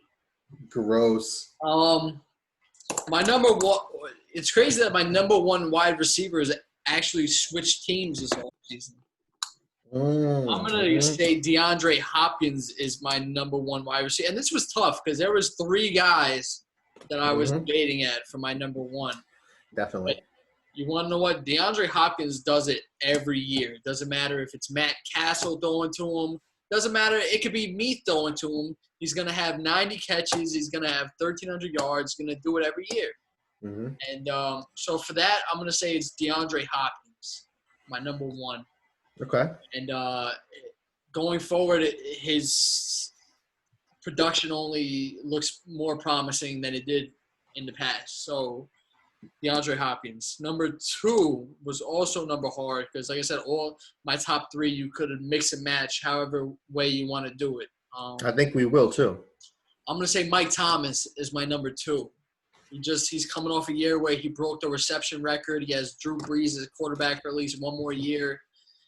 This guy has been productive since he's entered the NFL. He's automatic 100 catches a year. I think his catch rate is the highest in NFL history. This guy is unbelievable. But number 3, Julio Jones. He's consistent. He's got good quarterback play, so he's going to have another productive year, most likely. He's just got to, if he stays healthy. Health is the only reason why he's not number 1. He always has a little bit of nagging injuries. He plays 14 games. He always misses a couple games here and there. That's the only thing preventing him from being my number 1 wide receiver because this guy, when it's all said and done, he should be top 5 best wide receiver of all time. So right now I'm going to slot him in at number 3. Number 4, this is a little bit surprising. If I were to make this list last year, this guy, I don't even know if he would have been in the top 10. He would have been borderline. But I'm going to say Mike Evans. When you look at his stats in the same amount of years, I don't know if he was drafted the same year as Odell. He was. He was drafted the same year as Odell. But if you look at the stats, Odell has the sexy name, but Mike Evans is the better wide receiver. He is. You're right. Absolutely. If you're talking statistics. And he probably had worse quarterback play on top of that. And worse teams that he played for. So given that he's going to be playing with the GOAT, Tom Legend, 6 rings. So I think his stock is up this year. I have him slotted at number 4. And he could very well move up in the top, 1, 2, or 3 by the end of this year. I like him going forward. Number 5, another guy who I think stock is up going forward, who I love, Tyreek Hill. He's playing with the best quarterback in football right now. He's probably the number 1 target on that team ahead of Kelsey. This guy is a big – you blink and you might miss an 80-yard touchdown. This guy is the fastest player we've seen in the NFL in a while. He's just a big play waiting to happen. I'm going to put Tyreek Hill at number 5. Dude, I really like that list. I'm a little surprised how high you had Mike Evans. I'm not going to lie, because there's questions of, is he even the best receiver on his own damn team? Fake news. It's fake news. We'll see. We'll see. Bob, what's your top 5? A lot of people do love Chris Godwin. But anyway, so number 1, I'm going to agree with Greg. I actually have the same top 3 as Greg. I go with Hopkins number 1 because I think he'll get back to that point. To me, Michael Thomas was the best receiver last year, but I think that'll change again this year. I think even though he was with Deshaun Watson, so it's not like going to Kyler Murray is a big improvement. Right now, Watson's ahead of Kyler Murray, but there's more receiving options in Arizona now with Larry Fitzgerald, with Christian Kirk. The fact that Kyler Murray looks like that next dynamic quarterback, and I think that offense is geared toward doing that. Bill O'Brien has his own question marks as the head coach in Houston. And I think Deshaun Watson will still be fine, certainly, but I think Hopkins will get back to being that 1,400-yard receiver with double-digit touchdowns. He didn't have double-digit touchdowns last year, but I think he'll get back to that. And just 2 years ago, he had 0 drops on the entire season, which is just ridiculous considering the number of catches and targets that he had. Number 2, Okay. Thomas, not a far drop-off. Still think he'll be highly productive with Drew Brees, catch 120-plus balls next year. He won't get 149 or more than that. He won't set the record again, but he'll still be highly productive. Number 3, Julio. For a lot of the reasons that Greg mentioned, he's just one of the best that's ever done it. I don't know if he'll be top 5 all time once it's all said and done, but he'll certainly be in that top 10 conversation, no doubt about it. And Matt Ryan, I still think, has plenty of good years, so I think Julio will be comfortably at number 3. I mean, he's pretty much put up, I think, 12 or 1,300-plus yards for Forever. pretty much forever, it seems like. Yeah, I mean, I don't know the exact years, but it's comfortable to say that he's going to put up a ton of yards. The big knock on him is the touchdown production, and that's why I have him 3. Number 4, I'm not going to put Mike Evans, but he was someone that was in the conversation for me. I think Brady will certainly help that. And with Greg having Brady number 5 in his rankings, I think it's only fair that he puts Evans in his top 5. How well he thinks Brady will do. But I put Tyreek Hill, who he had 5. I put him at 4. Tyreek only played 12 games last year. He had an injury that kept him out for 4 games. But assuming that he plays a full season, he's a guarantee for 1,000 yards. And if Mahomes is playing the whole year, guaranteed for double-digit TDs too. True deep threat. And then number 5 for me is going to be Devontae Adams of the Packers, another player who can be that number 1 receiver, who actually isn't the prototype size like some of the guys ahead of him on this list, particularly Michael Thomas and Julio Jones. But he's just highly productive, and he's a major red zone threat. He's just a great route runner. And when you have Aaron Rodgers throwing you the ball, that's a huge boost to your production as well. So I put him 5. But yes, Evans, Chris Godwin from the Bucs, big factors in my rankings. And one other player that I wanted to throw out there as an honorable mention is DK Metcalf, who I threw in earlier. So some of our criteria. Wow. Some of our criteria. AJ. Oh wow. Some of our criteria. Kenny Galladay. Some of our criteria is based on the last couple years as well as what they may do next year.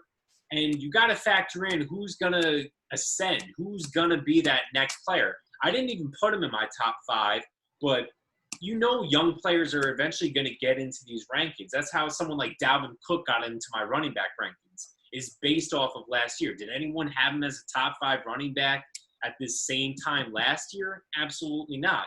Did anyone have Lamar Jackson as a top 5 quarterback going into last year? Lamar Jackson was the last pick in our draft. And even with that said, I don't have the balls to put him in my top 5, but he's someone that I feel like I need to throw out there because he's a young player on the rise that I think has the potential, especially given the quarterback that's throwing to him, that could get into that conversation. So I think DK Metcalf is someone that wouldn't shock me if he somehow got on the fringe or even vaulted into the top 5 somehow. Before we continue, I want to throw this out there.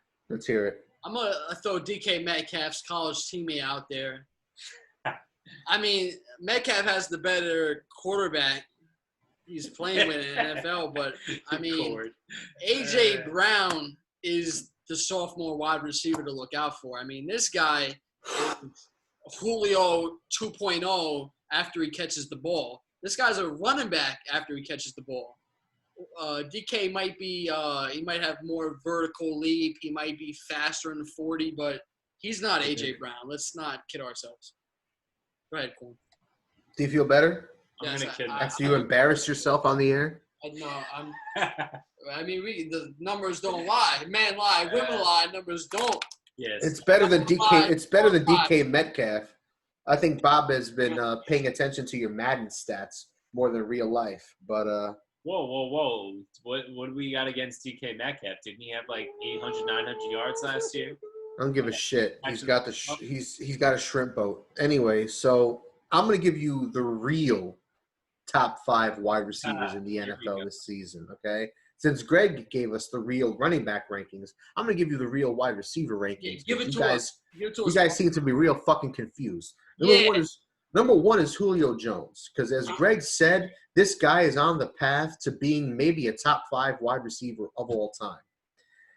I love me some Julio, and as Bob alluded to before, his production is damn near unparalleled, considering since 2014, he's averaged no less than 1,394 yards receiving every single season. And that was this past season where he had 1,394, because prior to that, he didn't have under 1,400 any season. So I'm going to have Julio number one. I've got Michael Thomas number 2. I think those two guys are the clear-cut top 1 and 2. So you guys had that right, just, sort of, because I think you both had DeAndre Hopkins. But I'm going to have DeAndre Hopkins number 3. And there's no hate against DeAndre. It could legitimately be 1A, 1B, and 1C. These guys are all legends. They're all going to be future Hall of Famers. They all produce at just ridiculous video games like rates, and it's not even fucking fair. I mean, Michael Thomas had 185 targets, 149 receptions, and 1,700 yards receiving last year. It's fucking absurd. That aside, that's my top 3. My 4 and 5 were a little more difficult than I thought they would be, but I inevitably have the same 4 and 5 as Bob. I got Tyreek Hill at number 4, and I got Devontae Adams at number 5. For me, I love Adams, and I was struggling to put him at maybe number 4, but I think Tyreek Hill literally on any given snap as a receiver, or if you give him an end around, or even as a kick returner, punt returner, he could take it to the fucking house. And he might not even be touched when he does it. And I think he's elite speed doesn't say it. Chris Johnson. Yeah, Chris Johnson-esque in terms of once he gets that lane, it's over. Nobody's catching him. Unless, he tweaks his hamstring or, his ankle pops or something, nobody's catching him in the open field. It's very fucking simple. So I think there's something to that. But quarterback in football. But with Adams might be the best route runner in the league. I've watched highlights of Devontae Adams, and as a Lions fan, the Lions play the Packers twice a year, so I can see firsthand what Devontae Adams does. And even though we had Darius Slay shadowing him most of the time, it didn't fucking matter. Slay is one of the best corners in the league. And Adams' footwork is impeccable to the point where I think he's, aside from Thomas and Julio Jones, I'm pretty sure he's top 3 in terms of separation yardage and distance between him and the guys press covering him in press coverage, because the stats, it's impressive considering he's the only receiver on that team. I did have Keenan Allen as a close consideration. The statistics are there, and he gets the rock. And when he's healthy, I was hating on Keenan Allen because you guys know how much I hate old guys, and I hate guys with injury problems when it comes to sports in my rankings. So with that sort of bias against him, it didn't help because he's always fucking injured. But the last couple of years, he's gotten his shit together. He stayed on the field, and he really produced. So Keenan Allen was up there, and Mike Evans was up there as well. But no love for Amari Cooper from anybody, because I thought about Amari Cooper, particularly what he did in the second half of the season, but it wasn't enough for me. Top 10? Sure, but not top 5. What about you guys? Well, I'll let Bob take this. Yeah, one. well, I'm surprised you mentioned Cooper. I thought you were going to go a different route. I'll mention who you were going to say. Well, see, Cooper, I have a bad taste toward him because he kind of took himself off the field in that Philadelphia Eagles game where the Cowboys had the division on the line. Key third down, and he wasn't in on that down partially because of his own fault. And that leaves a sour taste in my mouth. He's someone that puts up the numbers, but I don't feel like is a big game player. So that's my big knock on an Amari Cooper type player. Then Keenan Allen is definitely someone that was someone that I considered in my honorable mentions, and luckily he has been healthy in the last couple years. He was plagued previously, so he's still going to be someone that produces a lot. The only other one that I actually thought you were about to say is Odell Beckham Jr. He still has all the talent in the world. If Baker Mayfield with new head coach Kevin Stefanski can put everything together, Beckham, if he plays all 16 games, could definitely be in this conversation. I just got to see it again because the last 2 years have not been good for him. He's been butting heads with the Giants and the Browns. He's been a distraction, and he hasn't played every game that he could have possibly done. He's had injury problems. That's probably the biggest concern, actually, with him over the last 3 years. But if he plays all 16 games and Baker Mayfield just takes even just another leap, he doesn't need to, vault into a top 5 or even top 10 conversation, but just as a solid quarterback, Beckham has all the talent in the world, but also the fact that Jarvis Landry's there, David Njoku, even now Austin Hooper. That's kind of what, prevented me from putting Beckham in the top 5, but he's certainly someone that, like Cooper, has the talent to be in the conversation if he has a big year this year. I just want to touch upon the wide receiver position before we leave because it's my favorite position. Odell has all the talent in the world. He has top 5 talent. He has top 1 talent. But, it's Baker's got to play better. He's got to get his mental issues straight. He's a selfish player. He cares all about himself. He's a me guy. They could win by 40, but he wants to have his 8 catches, 120 yards, and a touchdown. And that's not what it is in the NFL. So, who else was the other guy we were just talking about? Well, he was saying Cooper. Yeah, Cooper. Cooper's not top 5. I mean, he's borderline. He's probably in the top 10, but the Cowboys are now loaded at wide receiver with Michael Gallup. I talked about Michael Gallup. Dak kind of making him a good player, and they got CeeDee Lamb in the first round. Nah, you can't put him in the top 5 with these other guys. Who's the other guy we talked about? Talk about one more guy. Well, one name that does come to mind. Oh, no. Hold on a second. Before you touch on that name. You talked about Keenan Allen. Yeah. Keenan Here's Allen another one. is a guy that I love Keenan Allen. I know you do. That's why I brought him up. I don't ever touch him in fantasy drafts, or I don't like picking him in when we play Madden, or I don't talk about him a lot. But he's had injury issues. Like you said, you hate touching old guys and injury-prone guys. I doubled down. Like I especially hate touching injury guys and old guys, and you guys know that. I don't touch guys over 28 years old and that suffered 1 injury in a season. Keenan Allen, you look at the numbers, and this guy's better than Odell. Yeah. He's a Julio 2.0. This guy is a great player. Yeah, that's why I mentioned him, because he had 104 receptions last year. But let's see what he does now. 1,200 yards. Let's see what he does now with a rookie quarterback. That's true. I don't know what his stock's going to look like going forward. Maybe he's going to be a vet that ends up switching teams. I don't fucking know.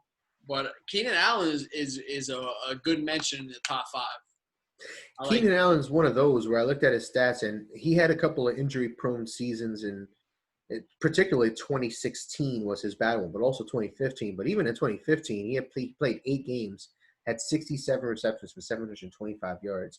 But since 2016, the last 3 years he's had have been Pro Bowl seasons, and he's had 102, 97, and 104 receptions with almost 1,400, almost 1,200, and 1,200 the last 3 years. That's really fucking impressive. That's nothing to shake your nose at. I just don't put him up there because going forward, you don't know what he's going to be. Correct. As the other 5 guys, you could predict that, all right, it's going to continue their production. You don't know with Keenan Allen. But he's up there. The quarterback play, huge factor. Those other guys have guys that you either feel really comfortable about going forward or are, Hall of Famers like a Drew Brees or Matt Ryan, no, but he's been a very productive quarterback for a while now. So, and then Rodgers for me with Adams. There's just so many guys that are throwing to them that are better than Tyrod Taylor and Justin Herbert. Yeah, that is a thing. So let's stick with pass catcher. Let's move on to tight end. And the tight end possession, I think, is going to be pretty similar for all 3 of us. I think we're going to have definitely the top three names are all going to be the same, or at least they should be, pending something unforeseen. So I'm going to start us off if you guys don't mind. I'm going to go Kelsey 1, Kittle 2, Ertz 3. I think we each will have those three guys in our top three. The order will probably be different, but I think it's pretty clear cut who the top three guys are. After that, it kind of gets muddled up a bit. So for me, I went Andrews from Baltimore at number 4, and then I went Darren Waller from the Raiders at number 5. Now, I'm looking at Bob's face, and he looks a little disappointed by that, and I don't know if that's disappointed because he had Waller or if it's disappointed because he's kind of grossed out by it. Either way, I'm not sure.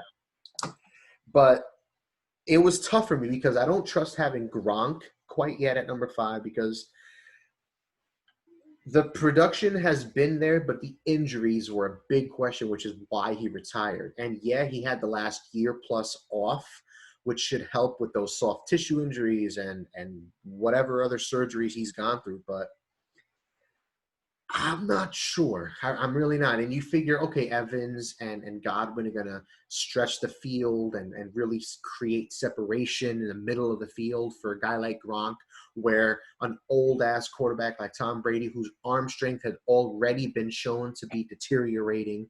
He never was a gunslinger to begin with, but even now at 42 years old, whatever he is, the arm strength just isn't there. So a guy like Gronk and O.J. Howard, those guys might really produce in the middle of the field for the Bucs, but I'm not quite sold on it, to be completely honest. We'll see how Gronk does in the games situations, but we'll see. And then Ingram was another one I thought of from the Giants. He's a great receiving option, but the injuries, the inconsistency, the dropped passes pissed me off.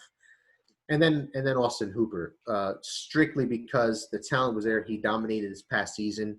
And he was my starting tight end on my championship-winning team in our League of Legends. So I know a little bit about Austin Hooper and what he could do. Actually, I had him on 2 different teams. The other team was fucking butt. But anyway, and the fact that he went to Cleveland, yeah, they got David Njoku, they got Beckham, they got Landry. But I feel like you don't get a guy like Hooper and you don't make him one of the highest-paid tight ends in the league if you don't intend on getting him the ball, because he's not the biggest blocker in the league. So you're not going to keep him in line and just block the whole time. So I think there's going to be some value there for Hooper.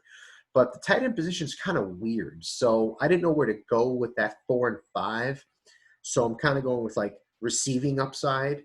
And with Andrews is an all-around kind of tight end. He was buried on the depth chart as a number 3 tight end for his first year or two, but he really stepped up this past season. And I think moving forward, he showed that he's one of Lamar Jackson's like security blankets, especially in the middle of the field. And with a guy like Jackson who's scrambling all over, it's going to be nice to have a tight end you can rely on.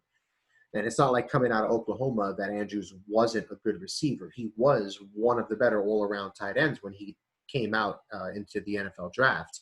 Just the injuries were a question. How good of a receiver was he really going to be at the NFL level were questions. But I think he answered those questions this past year. I think moving forward, his age, the position he's in on that team that doesn't really have a lot of receiving options, but will still be doing a lot of play action and such, double tight end sets, I think he fits in nicely. So that's why 4 and 5 fell for that. But I wouldn't be surprised if neither Andrews nor Waller made either of your 2 guys top 5. But let's go from there. Bob, what's it looking like?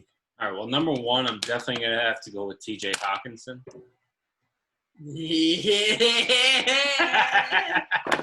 Boy. You're just a piece of shit, aren't you?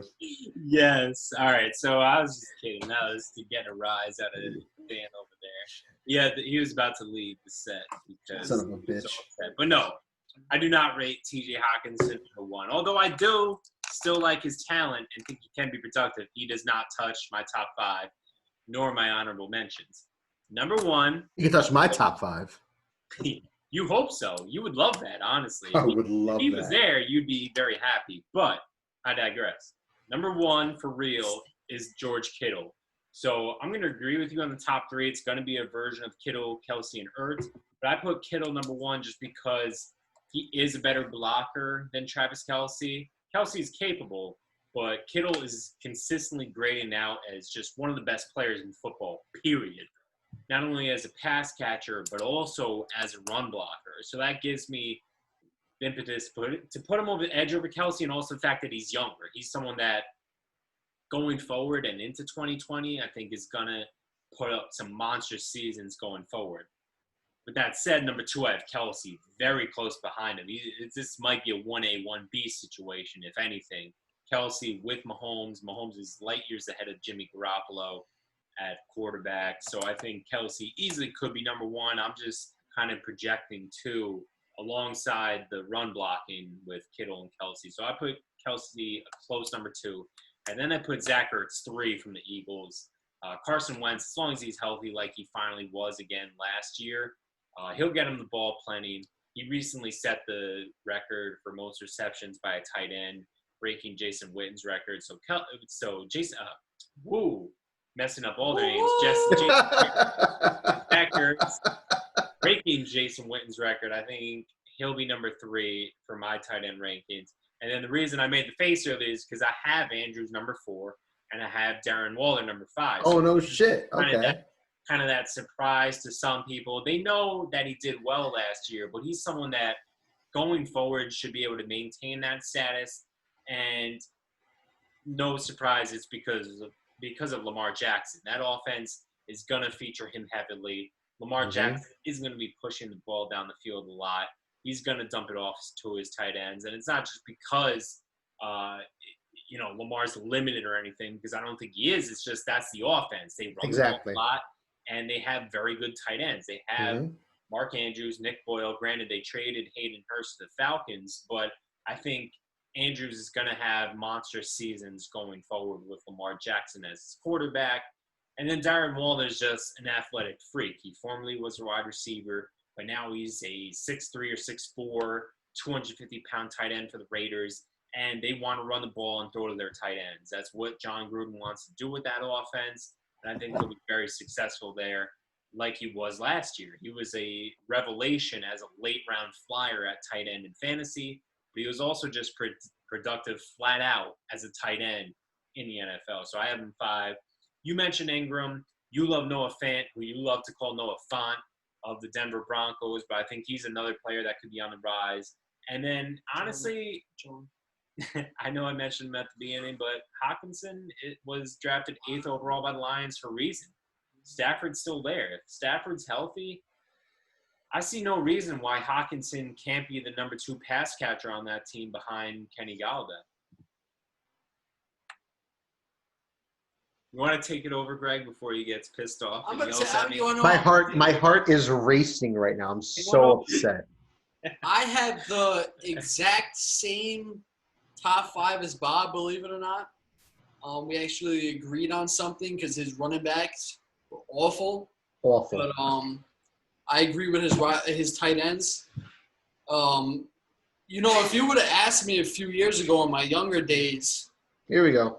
In this situation, who was better at a Kittle or Kelsey? I probably would have said Kelsey.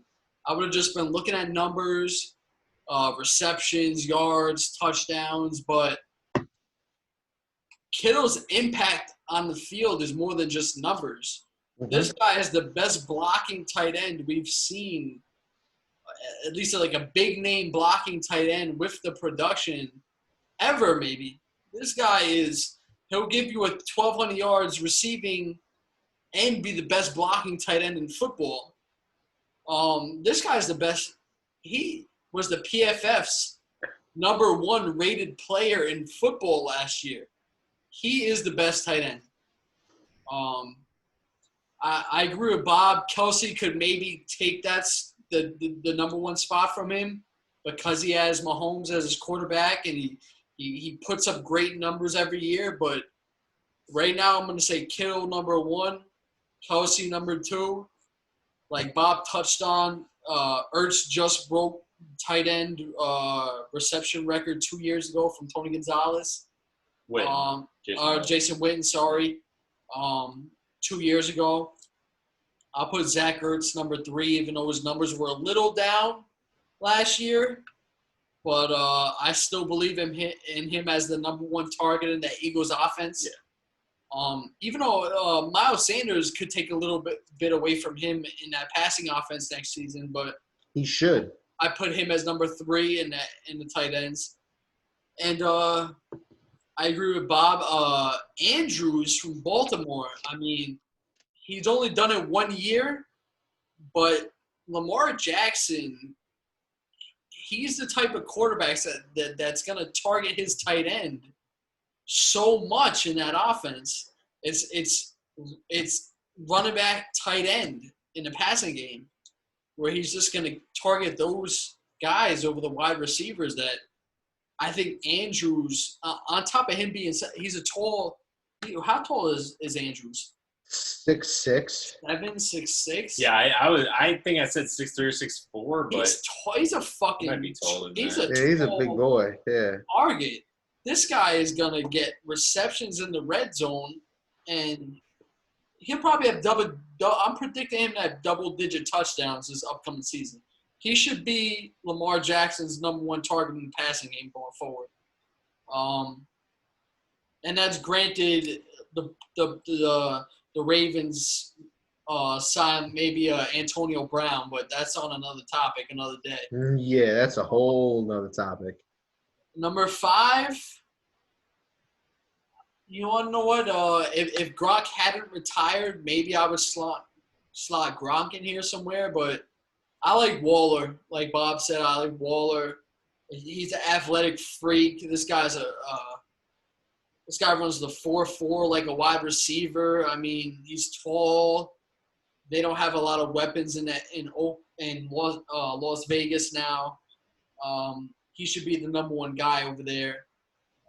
If I were to mention a couple sleepers outside of the top 5, Bill Belichick mentioned Jonnu Smith as the fastest tight end going into that playoff game in Foxborough. So I'd like to throw. I think he's a legit, and this is a non-bias. He's playing for a contract. I like Jonnu Smith going forward. Austin Hooper. It's a change of scenery. As long as Baker has his shit straight. But then again, they still have Chubb. They have Landry. They have Odell. You don't know how many targets Hooper is going to get in that offense. So that's my top 5 tight ends. Fair enough. Okay, I like it. We had similar. We all had the same fucking list, pretty much, just different rankings. You guys had the same. I had a little different. Just Kelsey and Kill switched off, but I think going into this podcast, I had mentioned to you guys, I thought tight end was one of the positions that we were not discussing during the podcast recording, but it came out pretty much to fruition what I said. I thought we would have pretty similar rankings in terms of like who the top, like at least 3 names were similar to receivers. But You did say that in the beginning. I did, but it's Andrews and Waller. I like it. I'm a little surprised. I thought it would be a little different. But let's go to the defensive side of the ball.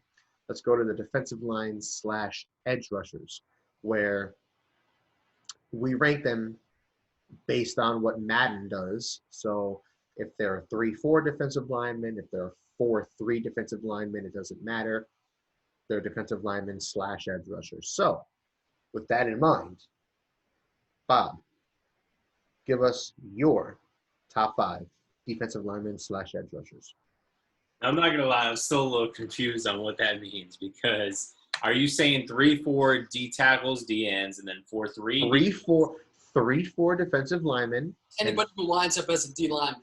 And 4-3 defensive linemen. Right. Straight up defensive linemen. Yes. Okay. Straight up defensive lineman. All right. Yeah, so no 3-4 outside linebackers. Okay. All right, I got it. That's what I figured, but just want to clarify for anyone watching or listening. So number 1, I have Aaron Donald. He didn't have the most sacks last year. He was only, say, 7th or 8th. I don't know exactly. But he had about 12.5 sacks, I think, last year. He wasn't number 1. But he's just so disruptive regardless, whether it's in the run game or the pass game. It doesn't matter. Wherever he lines up, he's a force. So I still put Aaron Donald number 1, and he's been a Defensive Player of the Year multiple times. He belongs up here at number 1 in my opinion. Absolutely. Number 2, what do you have to say? Well, nothing. What is that? What is That's a 1. Is the 1? That's a 1. Gotta be number Aaron 1. Donald's number 1. All right, good. I was making sure. That's I thought he number was one. like, "Oh, we gotta No, stop that's this. a Let 1. someone know something." That's a. They gotta know that's that across the board, Hall of Fame legend shit. Number 1. exactly. All Thank you. BP. So don't disagree, Corn. Yeah. No, I won't. Anyway, number 2, I put Myles Garrett. Now this is projecting because based off production, it might not be there. Also, he had the incident last year with Mason Rudolph where he Tried to kill a guy. his head and got suspended. But he's going to be active for all games this year. Now, it'll remain to be seen if we're able to play all 16 games in the NFL season, but that's what we are assuming for these lists. So I'm going to put Myles Garrett number 2. He's been a productive pass rusher already, but I think he's someone that going forward is going to vault up those lists. So I put him number 2, slightly ahead of my number 3, which Here we is go. DeMarcus Lawrence, who's been doing it for years with the Dallas Cowboys. You could easily put DeMarcus Lawrence number 2, and I wouldn't have any problem Lawrence, with that. wow.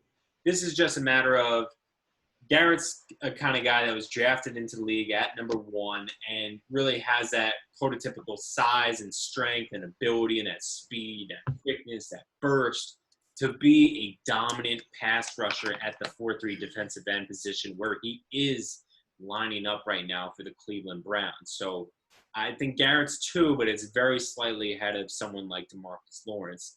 Next, I put Nick Bosa. Again, kind of projecting, but young pass rushers can easily vault up these lists from year to year. And he's someone that with the 49ers, I think can duplicate his success and continue to replicate it year after year. He had 8 or 9 sacks last year, and now DeForest Buckner's out of the defensive line. Granted, Buckner's a defensive tackle in that scheme, but I think this will just add more snaps to Bosa's ability and repertoire to be able to produce on a consistent basis. So I think I put Nick Bosa number 4, and then number 5 is really difficult. Let me real quickly throw out Cameron Jordan, who still puts up big sack numbers year to year with the Saints. That's one of my boys. Hard to leave him off this top 5 list. People will probably have problems with this, but this is about recent production, but also looking at this next year. And I think someone like Josh Allen is just a prototypical beast at that defensive end position. Had, I think, 10 or 11 sacks last year for the Jags. 10.5. And he's someone that I wanted the Giants to draft. Granted, I'm very happy with Daniel Jones. I think as of right now, I'm fine with that pick. But Josh Allen is a beast. He's going to be productive. It was very hard to put him over Joey Bosa. That's bold, man. That's bold. Because Joey Bosa has the track record. So it's a bold statement, but you got to go out on a limb on some of these rankings. It's no fun if we just put all guys that have been doing it for the last few years. We're part of our criteria is what they've been doing, but also what we think they'll be able to do in this 2020 season. So I give a very slight edge for Josh Allen over Joey Bosa and Cam Jordan. I like it. That's fucking bold, Bob. That's really bold. I don't have Lawrence even listed, and same thing with Josh Allen. That's bold as shit. I love it. Greg, what's your top 5? Yeah, I'd like you to finish this off because I know you like that spot, the D-line spot.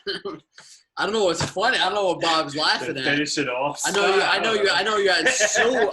I know your favorite player was Sue in the past few years. You know, My boy. I don't know what this guy's laughing at. All right, go. Aaron Donald's a GOAT. I mean, let's throw that out there. This man is Reggie White at defensive tackle. Swings past his knees. John Randall, Mean Joe Green, any legend you want to throw out there, this man is right there with this. He is number 1. And when I have these debates with myself sometimes is I want to know your guys' opinion when after we're done with talking about D linemen. I want to know what your thoughts on this is that who's better between J.J. Watt and Aaron Donald career-wise at this point. But we'll talk about that after, though. But right now, Aaron Donald is the GOAT at D-line. This is a no-brainer, almost like quarterback position and running back for me and Corn.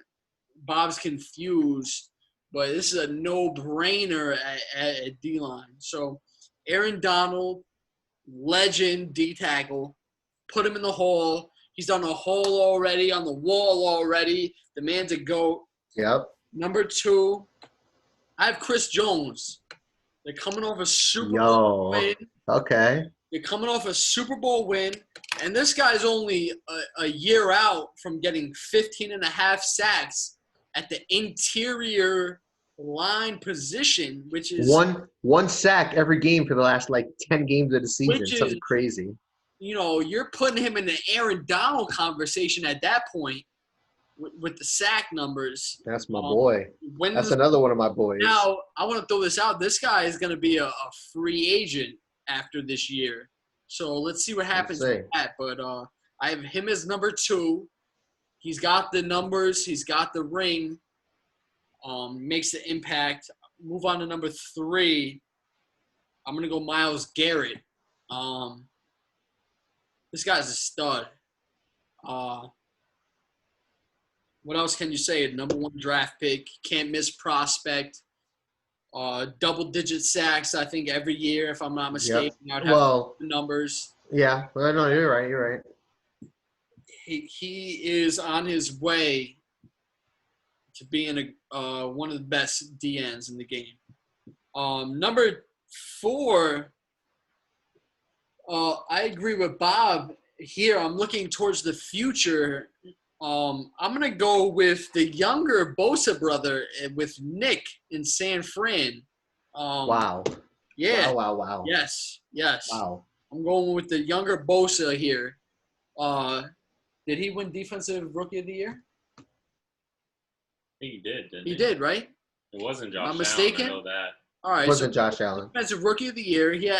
I believe he had 9 sacks or 9.5 or I can't look up the numbers right now. I didn't look at the numbers prior to this, but 9 sacks. Yeah, he made a huge impact on that defensive line. You had Eric Armstead on the other side of that defensive line, and he was a bust going into this season. I don't know if he improved because Bosa was on the other side, but 10 sacks is nice, baby. Yeah, Bosa's impact was huge in their run to the Super Bowl this year, and I don't see that dropping off. I see him only getting better going forward. So I'm going to put him number 4. Number 5, I struggled with this. I had I'll mention who I put 5, but there was 3 other guys that I could have put in this slot, and there was a lot.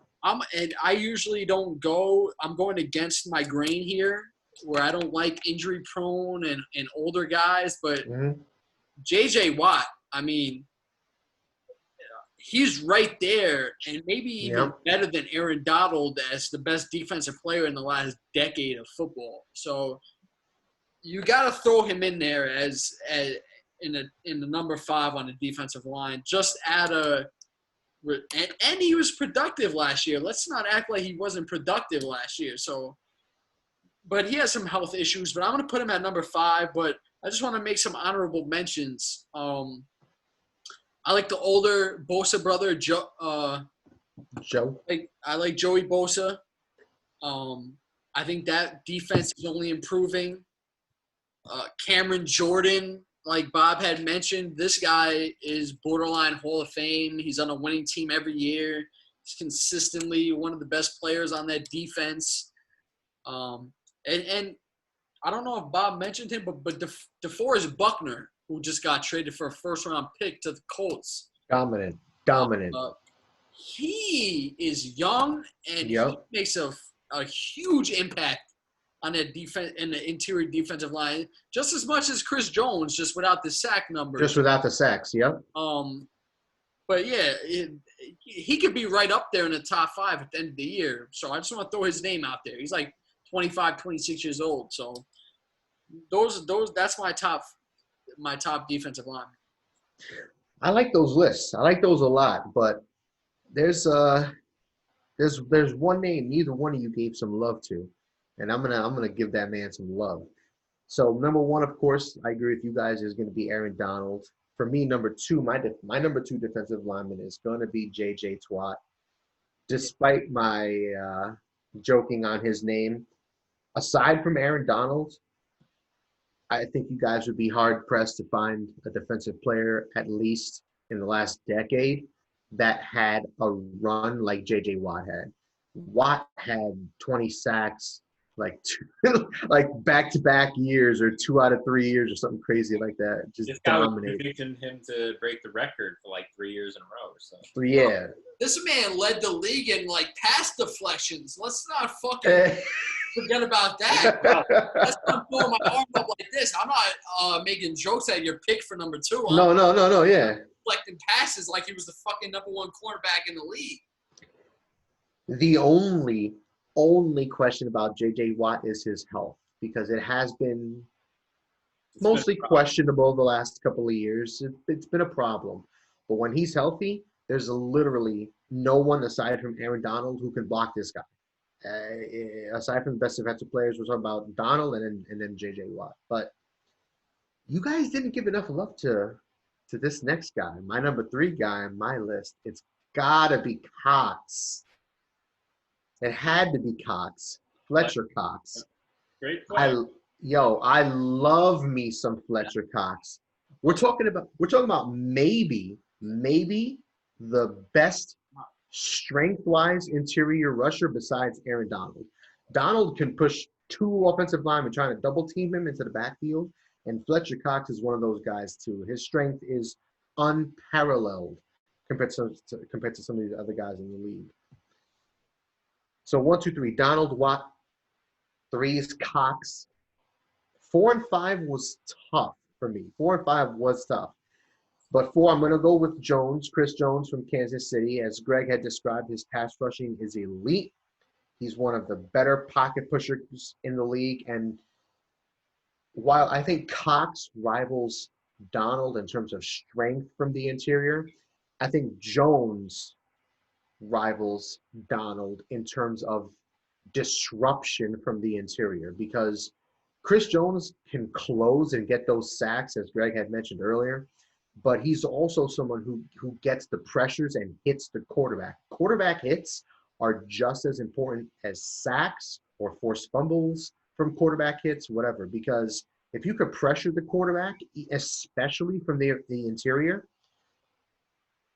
you could really disrupt an offensive game plan. It doesn't matter how good the quarterback is, how good the receivers are, how good the skill positions are. If you could disrupt the interior of an offensive line, it disrupts the whole game plan. That's part of the reason why the Saints, since they got Drew Brees, have spent so much money and so many premium draft picks on guards and centers, because he's short, he steps into the pocket, and he doesn't have a Mahomes arm that he can rocket it and just do whatever he wants back there. So the accuracy is key for Brees, but they noticed how he needs to step in, and they wanted to build around him and have the guards and centers up to par. That's why you've seen the Saints have Bentley re-signed and Pro Bowler. You've seen Pete. They just re-signed Pete this offseason to a fat deal at guard, former tackle from Stanford who they drafted in the first round.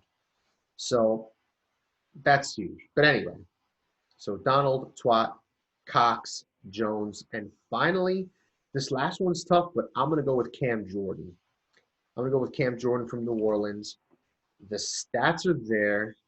Honestly, I think you guys did not respect this man enough. He's one of the more underrated pass rushers in the league.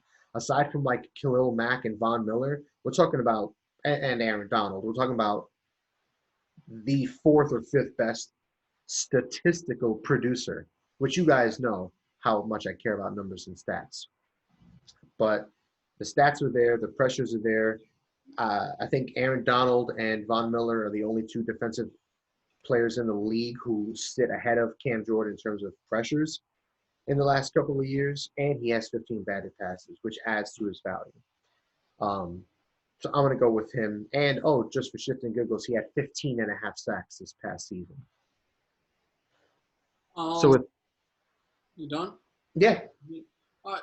I like I mentioned Cam Jordan as one of my alternatives in my top 5. Yeah. You are right. If he's coming off a 15 and a half sack season, and you want to know what? He's not as old as what I thought he was. He's only 30 years old. So you want to know what? Maybe he could have been in front of Nick Bosa in my rankings. I just don't like old guys. I mentioned that. I hear you. But he is on a contending team. But he's right. Like I said before, though, before we leave the defensive line position, I just want to throw this out there. I want your guys' opinion on who, if you had to put one guy in the Hall of Fame right now, or who's better at a J.J. Watt, Aaron Donald, career-wise, who are we taking in there? Well, I'll start. I mean, it's easily J.J. Watt, and I'll tell you why. Because he has a lot more sacks on his career. I don't know the exact number, but I think it's safe to say that based on those couple years where he pushed the sack record, he's gonna have more. He has I mean, the thing is too, he does have like 3 more years on Aaron Donald. Both are part of historic draft classes. Now, 2011 is just flat out one of the best of all time. 14 is getting there. 14 is better known for the wide receivers it produced, like Beckham and Evans and Landry and all those guys, Devontae Adams. So 14, both draft classes are historic, but as of right now, Watt has it because he's played more years. He has definitely more sacks. He has 1 more Defensive Player of the Year award. He has 3 to Aaron Donald's 2. He also just has more memorable moments.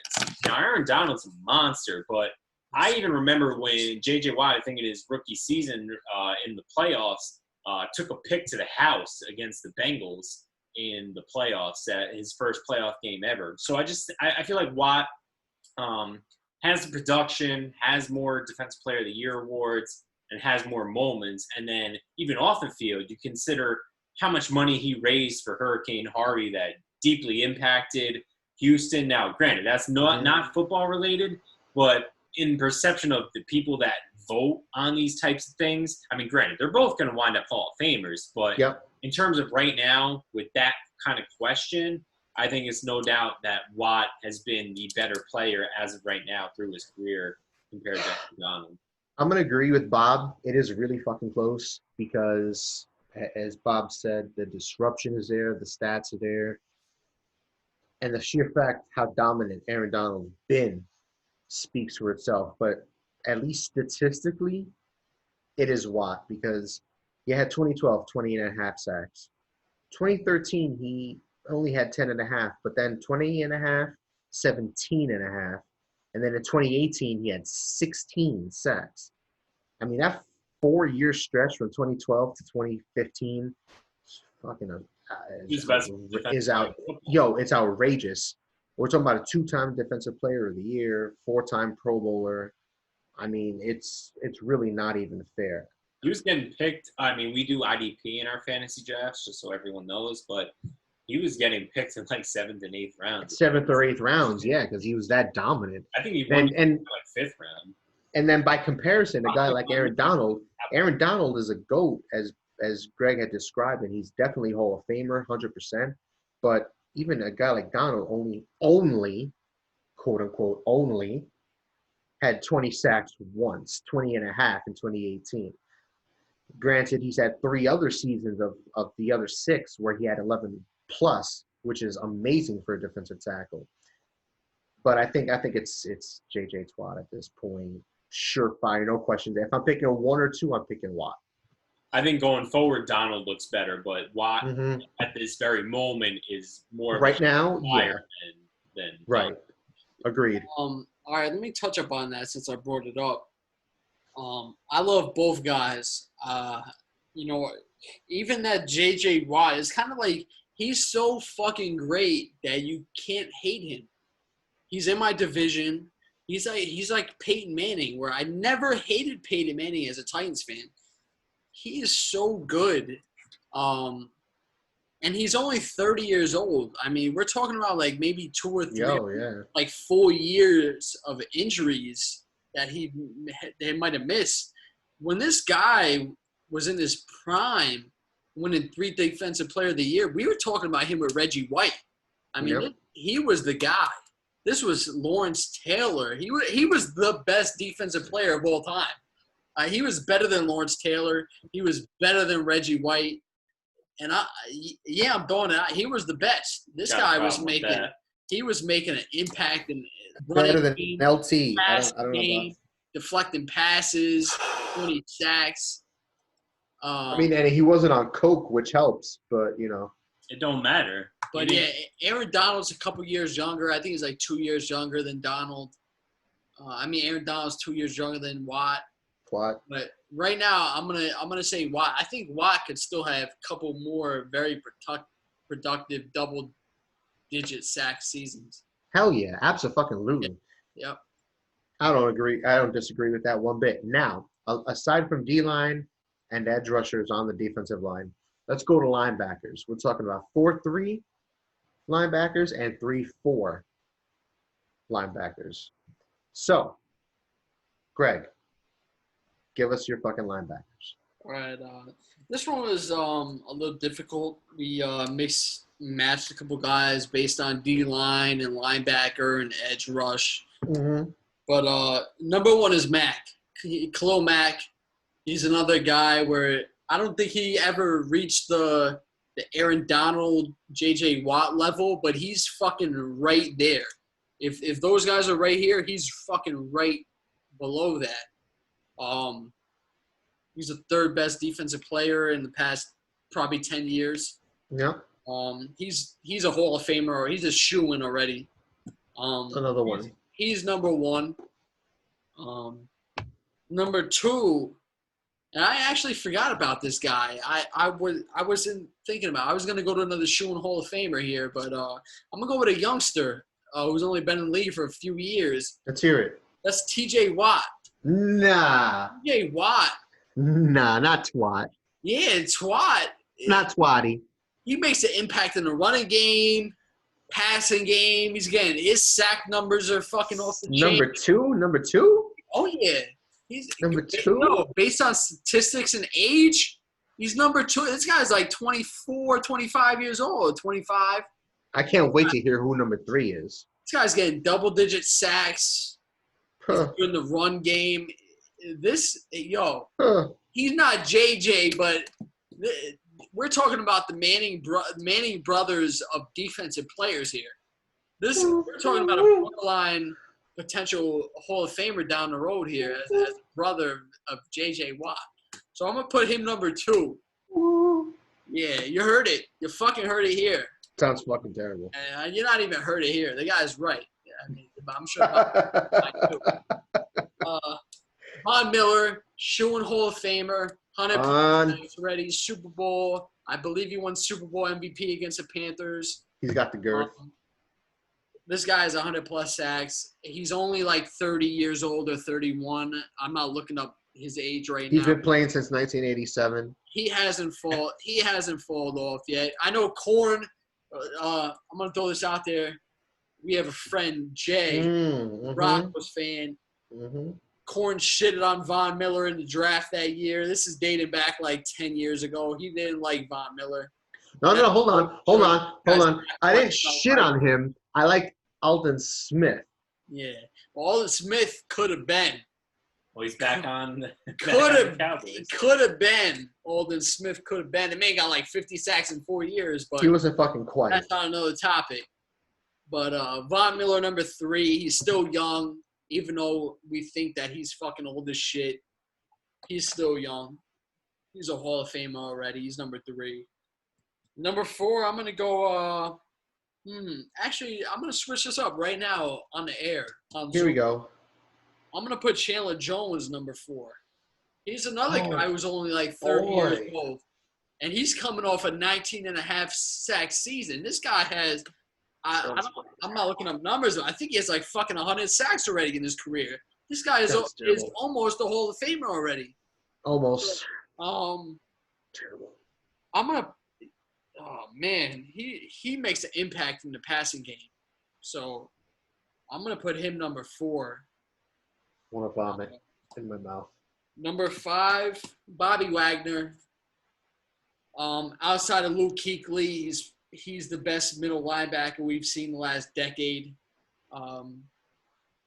It's any order you put it, it's Kuechly, Wagner, Patrick Willis, however you want to put it. Bobby Wagner's right there. He's a captain of that defense in Seattle. They got a Super Bowl. And he's another guy that's still around the age of 30 who still has some prime years left. I'll go Bobby Wagner. I shit on Chandler Jones, but I'm looking at his stats and man's fucking right. Yeah. I mean, being in Arizona the last 4 or so years doesn't help. It doesn't help. But I know what he did because I had Chandler Jones on my championship-winning team this past season. So I know what he did this past year, and I know Bob had him the last couple of years on his team, especially as a keeper. And I know he had 13 sacks the year before. So I know Chandler Jones is doing his fucking thing. And I didn't have Chandler Jones in my top 5, but I'm going to have to consider that man strongly. That's it. I'm going to have to consider that man very strongly. But originally, my top 5 linebackers / edge rushing linebackers were Khalil Mack, number 1. Bobby Wagner, number 2. Love me some Bobby fucking Wagner. Sure. I had Von Miller, number 3. I had T.J. Watt, number 4. And I actually had Darius Leonard, number 5, because I liked what I've seen out of Leonard as a playmaker in his rookie year. And I liked what I saw when he was healthy otherwise. It was a little threatening this past year, but I think he can get back up to that level of playmaker where we know how good he is in pass coverage. Why not get 5 picks? We know how good he is as a rusher from the interior. 4 or 5 sacks. Why not? And I know he's guaranteed. He can definitely get 100 tackles. He's a new age linebacker. And there were a few guys that I had lined up, like Levante David was one of them. I had Kendricks from Minnesota up there as well. Kendricks might be the best linebacking coverage linebacker in the league. One of the most surest tacklers in the NFL. And I hate to say it out loud because I'm a Lions fan, but I do kind of wish the Lions had a defensive player like Kendricks, especially at linebacker. But there were definitely a few names that I were considering in that spot. And Leonard took it barely, but Chandler Jones has been shit in the last few years, and there's no reason why he should fall off this year. They need him. It's that simple. Somebody's got to fucking do it out there. So even though I went with Leonard at number 5, Chandler Jones is a very, very solid number 5, and I'm a little disappointed with myself that I didn't show him enough love. Man's a GOAT.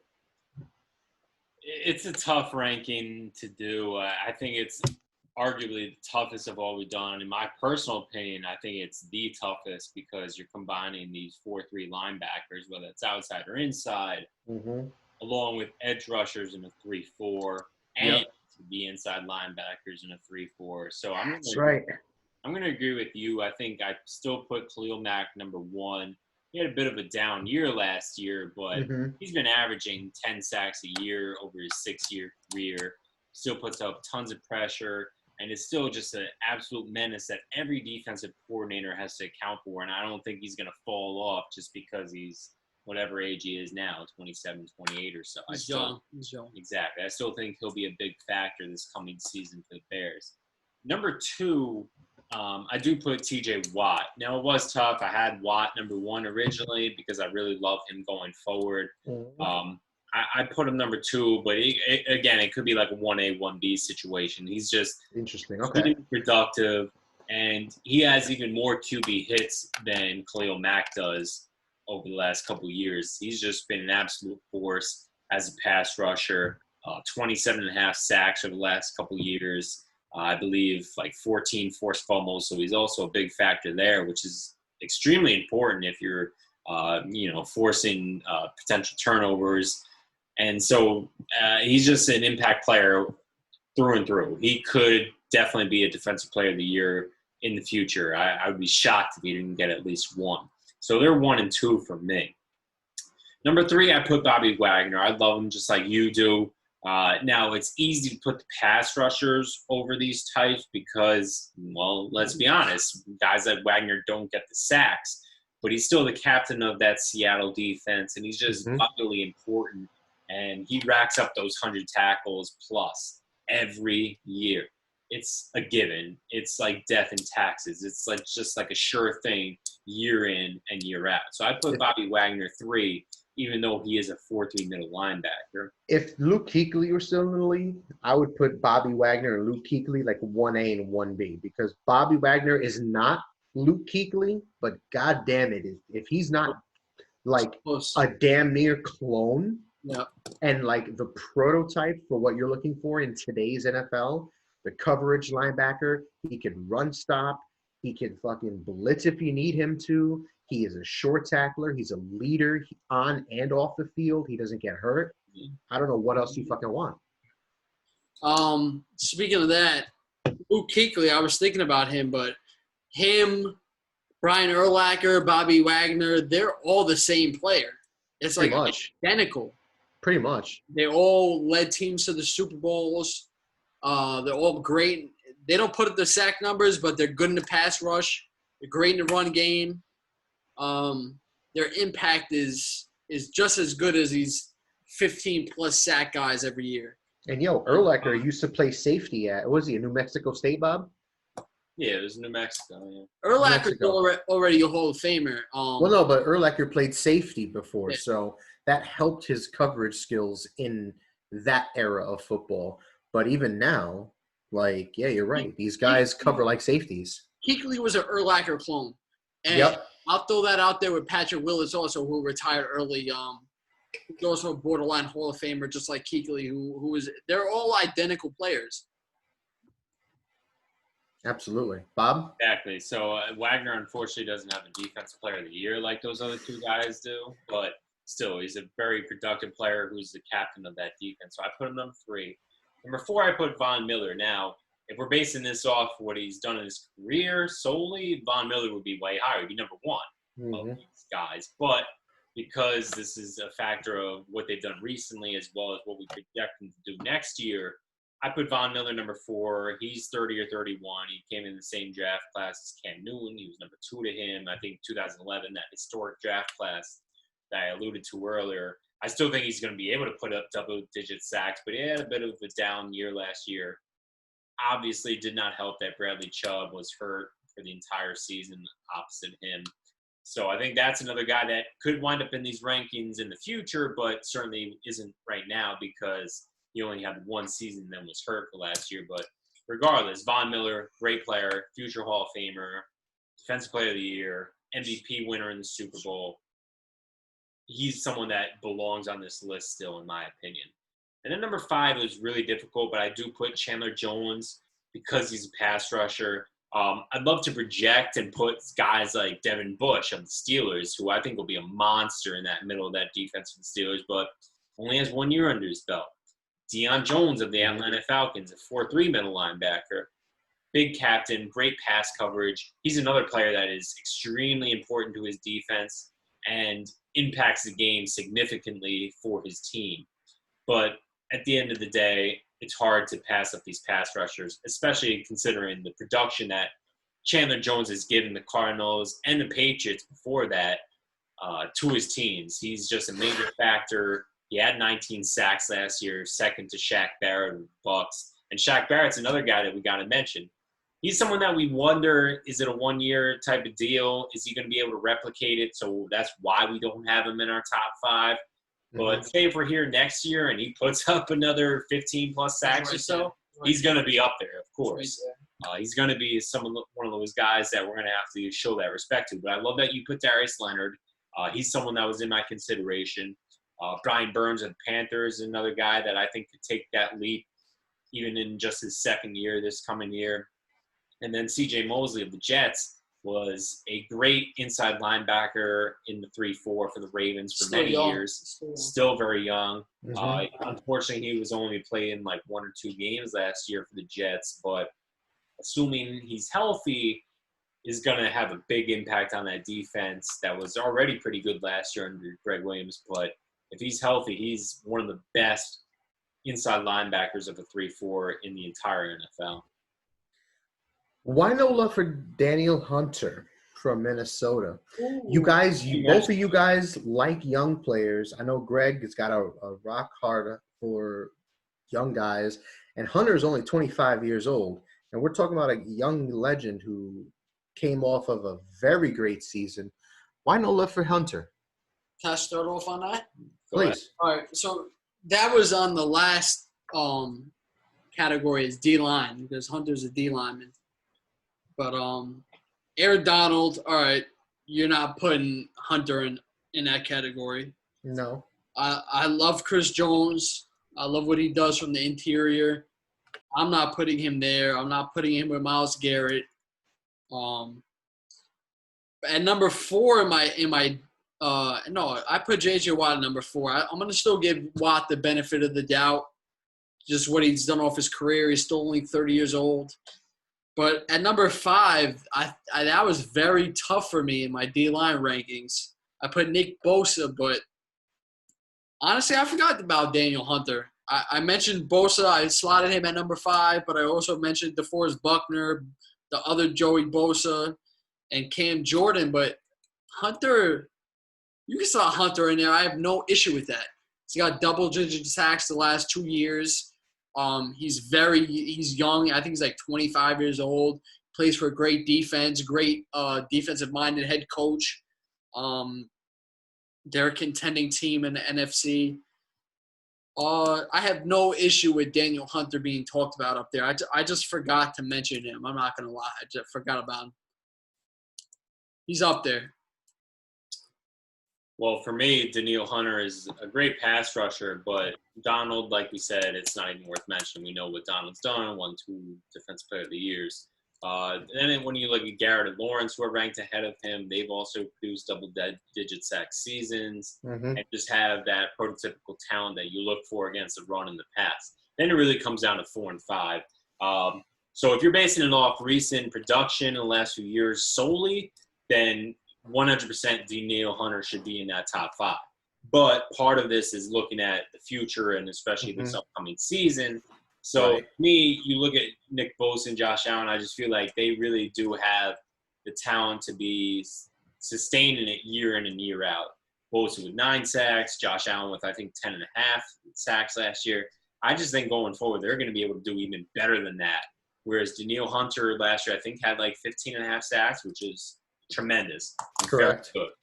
If you want to put him, if someone wants to put him over the guys that I mentioned, I have no qualms with that. But considering the criteria that we put in place, I just like those younger guys a little bit better, considering that all the talent that they have and the rookie season numbers that they put up last year. Fair enough. I like it. Let's move on to the defensive backs, the final category that we're going to be ranking tonight, gentlemen. And we're combining corners and safeties. Last one. Do either of you want to start, or should I take it? I'll start. Defensive backs, it was the hardest position for me. It was very difficult. Yep, I agree. Because we're combining safeties and cornerbacks, which is very hard. We could do the top 5 of both those positions. We could definitely split them up. Cornerback is my favorite defensive position since I was a kid. Just like wide receivers, all my favorite defensive players have been in the secondary. I love the secondary as a fan. Which is funny because you don't play any defense, but go on. Yeah. So, lick my balls.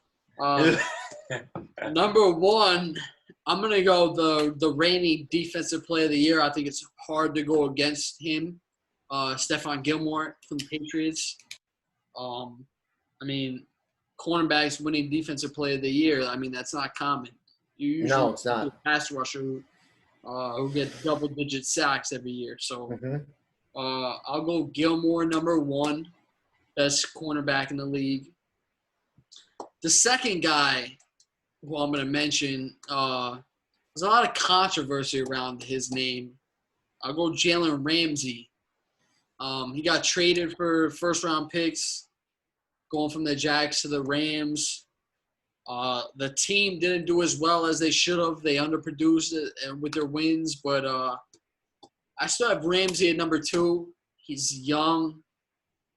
He's got the prototypical size at cornerback. He's got the speed. He's got the vertical. He's got everything you look for in a cornerback. So, and personally, he hasn't declined in personal stats. So I go him number 2. Number 3, this was tough. It got tough at number 3 for me. I'll go Tre'Davious White, Buffalo. I love what they're doing with their defense. I think he's the stud on that defense. I think he's another. He could be the best cornerback in the league one day. He makes a ton of plays for sure at the cornerback position. I just love what they're doing in Buffalo with him. Number 4, here's where I hit the safety position. I'll go Jamal Adams. He's very young. This guy's a stud. He disrupts plays in the passing game. He gets sacks, pressures, the run game. He's always around the ball. Sack numbers isn't there, but, I mean, he's always around the ball. I mean, who cares about the sacks? It's a safety. Yeah, he's always around the ball. I mean, who knows? He's up for grabs for anybody who wants to trade for him right now if you want to throw a couple first-rounders out there. Pretty much. Number 5, I may be a little biased here. Here we go. You guys know where I'm going with this. Yep. I think he may very well be the best safety in football. There it is. He's doing it for 3 years now. He's underrated. If he were to play for, let's say, the Patriots or the Cowboys or a big profile team, he would be the best safety in football. I'm going to throw out Kevin Byard. He's always around the football in the passing game. He's always there. His interception numbers are there. He's right up there in the top in the last 3 years in interceptions. This guy's a ball hawk. So, and let's not forget, he's coming off a season where he's probably the best defensive player on the team, and they made the AFC championship game. So Kevin Byard is a stud at the safety spot. Let me throw out a couple more names before I just pass it on. Yes, please. Derwin James. He's up there. He's very much up there, even at the number 1 slot in the playmaking ability at the safety spot. You can slot him at cornerback, safety, linebacker, wherever you want to put him on the field. He's a stud. He just suffered almost he only played a few games last year, so I can't put him that high, but he's right there. I don't want to forget about Harrison Smith. He's there every year on the Vikings. They got a top defense every year. They make the playoffs every year recently. He's right there. He's like another Kevin Byard. Maybe it's a little bias for me with Kevin Byard, but he puts up the pick numbers. He's there every play. He interrupts the rushing game, the passing game. Tyrann Mathieu, the Honey Badger. He had a nice bounce-back season with the Chiefs. He won the Super Bowl. He's there. Also, Marshawn Lattimore. You can put him up there in the top cornerback conversation. This is a very hard position to rank when we're talking about secondary and only mentioning cornerbacks and safeties.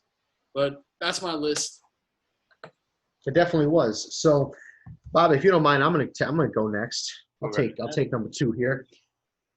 So my number 1 is Gilmore. I'm gonna agree with Greg on that front. I think that much is very clear. Considering that he only allowed a passer rating of 47.4 when targeted.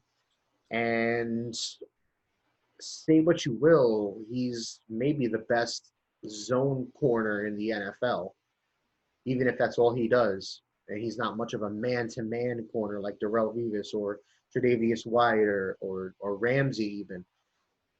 He's still one of the top corners in the NFL. And then to that end, I will be addressing another corner who's just like that later on.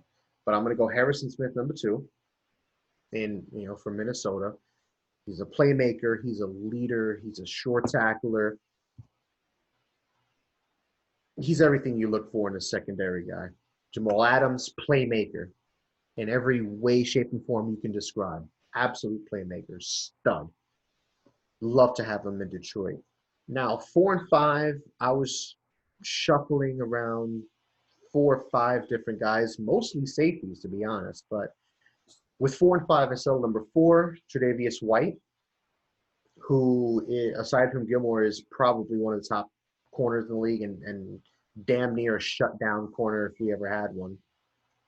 Very similar statistics to Gilmore in terms of QBR when targeted, percentage, completion percentage when targeted, elite. And finally, it came down to, honestly, between Richard Sherman and Derwin James. But Eddie Jackson from Chicago got some love too. But for me, I'm going to go with Richard Sherman. I don't like old guys, but he played very well for San Francisco last year. He was coming off of an Achilles injury. Seattle thought he was done, but we knew what he did for the Legion of Boom, and he picked up the slack this past season. He was one of the elite corners, one of the top guys outside of White, outside of Gilmore, outside of Ramsey. We're talking about upper echelon type ho. And it was really, really, really close between him and Ramsey, to be completely honest, at that spot. I love me some Derwin James as well, but the injuries really pissed me off. I need him to be healthy for most of the season to truly put him up there. But if he plays 16 games, he's absolutely one of the top 5 defensive backs in the league. I like it. I respect it. I think those are all fair for sure. For me, number 1, I have to agree with both of you guys. I think it's got to be Gilmore. Based off the last 2 years, he's probably been the best defensive back in the NFL. And obviously last year he won Defensive Player of the Year. He only gave up 1 touchdown the entire season. So I think Gilmore has to be number 1. And cornerback is definitely a more important position in today's NFL.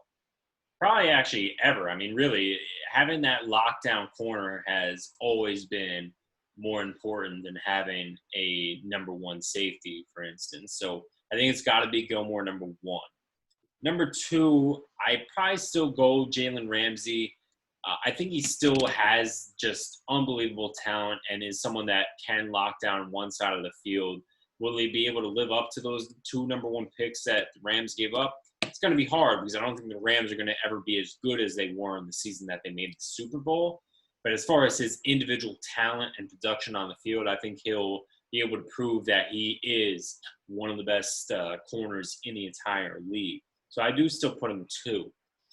It's hard, though, to put him over my number 3, which will be Tre'Davious White. So basically, I am agreeing with Greg here on my top 3 in order. White is just an unbelievable player for the Bills. I think he, too, only gave up 1 or 2 touchdowns last year. And he's just that prototypical shutdown corner with that ideal size that makes the Bills one of the best defensive teams in the NFL. That's a huge factor in why they are so successful, because they can rely on him to be so productive at that corner spot and shut down the other team's player. He may not have the biggest interception totals, but you know what you can expect from him on every given Sunday. Number 4 is where it really gets tough. Number 4, number 5. So along with the LB and D and linebacker and edge position, I thought that was the hardest. This is very close. I think this was the second hardest of all the positions for me to rank. I'm going to have to lean, and this is going to be actually a surprise because I'm kind of projecting here. But I think Jair Alexander of the Packers is going to be that next cornerback that everyone's going to be talking about. He had an outstanding season last year for the Packers, and I think he's going to vault into that top 5 recognition for corners. It's no slight on Richard Sherman. It's just that, listen, I mean, he's at the tail end of his career. We know with corners, it's a very short shelf life. Like, the top corner seems to change like every 2 to 3 years. And we know even looking at the past like 12 to 13 years, it was like, all right, it was Darrelle Revis. Okay, then it was Richard Sherman. Then it might have even been Patrick Peterson for a little bit. Then it was even before Peterson, Josh Norman. Then maybe Peterson. Then it was like Ramsey. Now we're not even saying Ramsey, we're saying Stephon Gilmore. So it's one of those positions that favors those young guys. And I have a lot of faith in Jair Alexander based on what he did last year, as well as what I think he'll be able to do next year. So definitely projection. Darius Slay. Defo Kuda, baby. Yeah, well, exactly. Someone like him is a rookie. We won't maybe put him here next year, but maybe we will. For you as the Lions fan, you hope so. But, no slight to Richard Sherman or Darius Slay, Patrick Peterson, guys who have been doing it for years. Hey, even the Dolphins. Dolphins might actually have the best 1-2 combo in Xavier Howard and Byron Jones. Xavier Howard's a guy that we don't even have in our top 5, who maybe belongs there, but I'm not going to put him there. Nope. And last but not least, I'm going to put a safety in here, and I hemmed and hawed about this. Thought about Jamal Adams, but I'm going to have to go with Derwin James, another projection, because it's based on kind of what he did in 2018 as a rookie. But in that 18 season, he had over 100 tackles, 3.5 sacks, I think 3 or 4 hits. He was able to make an impact in both passing game and the running game. And I think just having that like 6'2", 200 to 210 pound size, he's just that prototypical player at safety that's gonna be an impact player for years as long as he's healthy. No slight on Jamal Adams or Kevin Byard, Eddie Jackson, who probably belong on this list. Hell, even some of the other guys like Tyrann Mathieu or Adrian Amos, very good safeties, but it's hard for me to put them in the top 5 over someone like Derwin, who I think is going to be able to impact both passing and running, whereas Jamal Adams is more of a run stop, more of a run game, and can blitz and get some sacks type player. Or Kevin Byard, flip side. Same with maybe Eddie Jackson, more of the ball hawk type that can play the ball and are better in coverage. Or even Earl Thomas. Earl Thomas is still no slouch. Now, granted, Derrick Henry embarrassed him with that stiff arm in the playoffs, but Earl Thomas is still a big leader on that Ravens defense and is a tremendous ball hawk, going to be a Hall of Famer, no doubt. But combining recent history as well as what I think they'll do in this upcoming season, I think Derwin James is poised for a big breakout year. So I'm going out on a limb here, no doubt, but that's how I rank my top 5. Dude, I love it. I love Derwin James. He should be right as shit as long as he can stay healthy. That Chargers defense is stacked with James in the secondary, Bosa on the D-line, and Murray at linebacker. They got some very solid foundational pieces at all 3 levels. Let's go Chargers. Yeah, San Diego Superchargers. Let's go Chargers. Go Chargers, go. Go Chargers. Can't even forget about Justin Simmons of the Broncos. Where the Vikings have very good safeties. That's what sucked, because when I was writing out safeties before we knew we were going to combine them, I had like 10 safeties. So you have Viking safeties too. Anthony Harris. Smith I want to throw out there. Justin Simmons of the Broncos, who got franchised, very good up-and-coming player. Bills have good safeties. Along with Tre'Davious White, they got Jordan Poyer and Micah Hyde. So a lot of safeties in the league. It's just that cornerbacks are definitely more valuable. And I didn't even mention Marshawn Lattimore, Denzel Ward. I mean, combining them makes it very difficult, but that's what I'm going with. Speaking of cornerbacks and the Chargers, We didn't even Hayward. mention Desmond King, who And was and better than Hayward. some of these other guys that we've mentioned already, probably. So he's Yep. right up there. At safety, Minka Fitzpatrick was a big Yep. factor. Yeah, but after getting traded. he has to do it another year, though, before I consider him anything. Well, I mean, Derwin James probably does too. Yeah, Derwin James does Me too. and Korn have him in the top 5. Mm-hmm. Lower on the rankings, but it's projection. We are very high on his talent. Yeah, for me and Fitzpatrick, but I'm not putting him over Kevin Byard. I'm not doing that. No, that's or fair. Harrison Smith. If people want to argue experience over some of the guys I've picked on these lists, I have no problem with that. It's just when we consider our criteria, which is basically less like 2 or so years, and then what we think what they'll do next year, that's basically why I put some of the surprises that I do, usually at 4 or 5 in some of these lists. And like I was trying to say, Casey Hayward, one of the top corners over his career. He's dealt with some injury issues. And is he a slot guy? Is he an outside guy? But Casey Hayward's also been one of those guys who hasn't really gotten the love that he deserves, considering the high level of play that he's exhibited at the corner position. But that being said, thank you guys for Hayward, the Chargers. Yeah. They have Hayward. They have King. Mm-hmm. They have Chris Harris, Derwin. Yep. They're fucking. Yep. They're stacked, dude. That's what I'm saying. The Chargers can do something special. I can't wait till we do our NFL preview. I just mentioned Desmond King. You just mentioned Casey Hayward. These guys are loaded. We didn't even mention Chris Harris Jr., who's been a top cornerback the past few years, but he's getting up in age. They are loaded. Akeem Reed doesn't even have a team right now. We wouldn't put him in our top 5. He's still, or Marcus Peters, another guy who's been very productive in his career. Yeah, they're not touching anything. They're not in top 5, but they've had their years recently. They've had their diligence. But anyway, thank you guys for tuning in. Thank you guys for sticking with us. I hope you liked our rankings. Let us know where you disagree. Let us know where you agree. Maybe we missed out on somebody. Show us some love. Give us a like. Give us a follow. Share with your Fiend sports friends. Bob, what's the handles?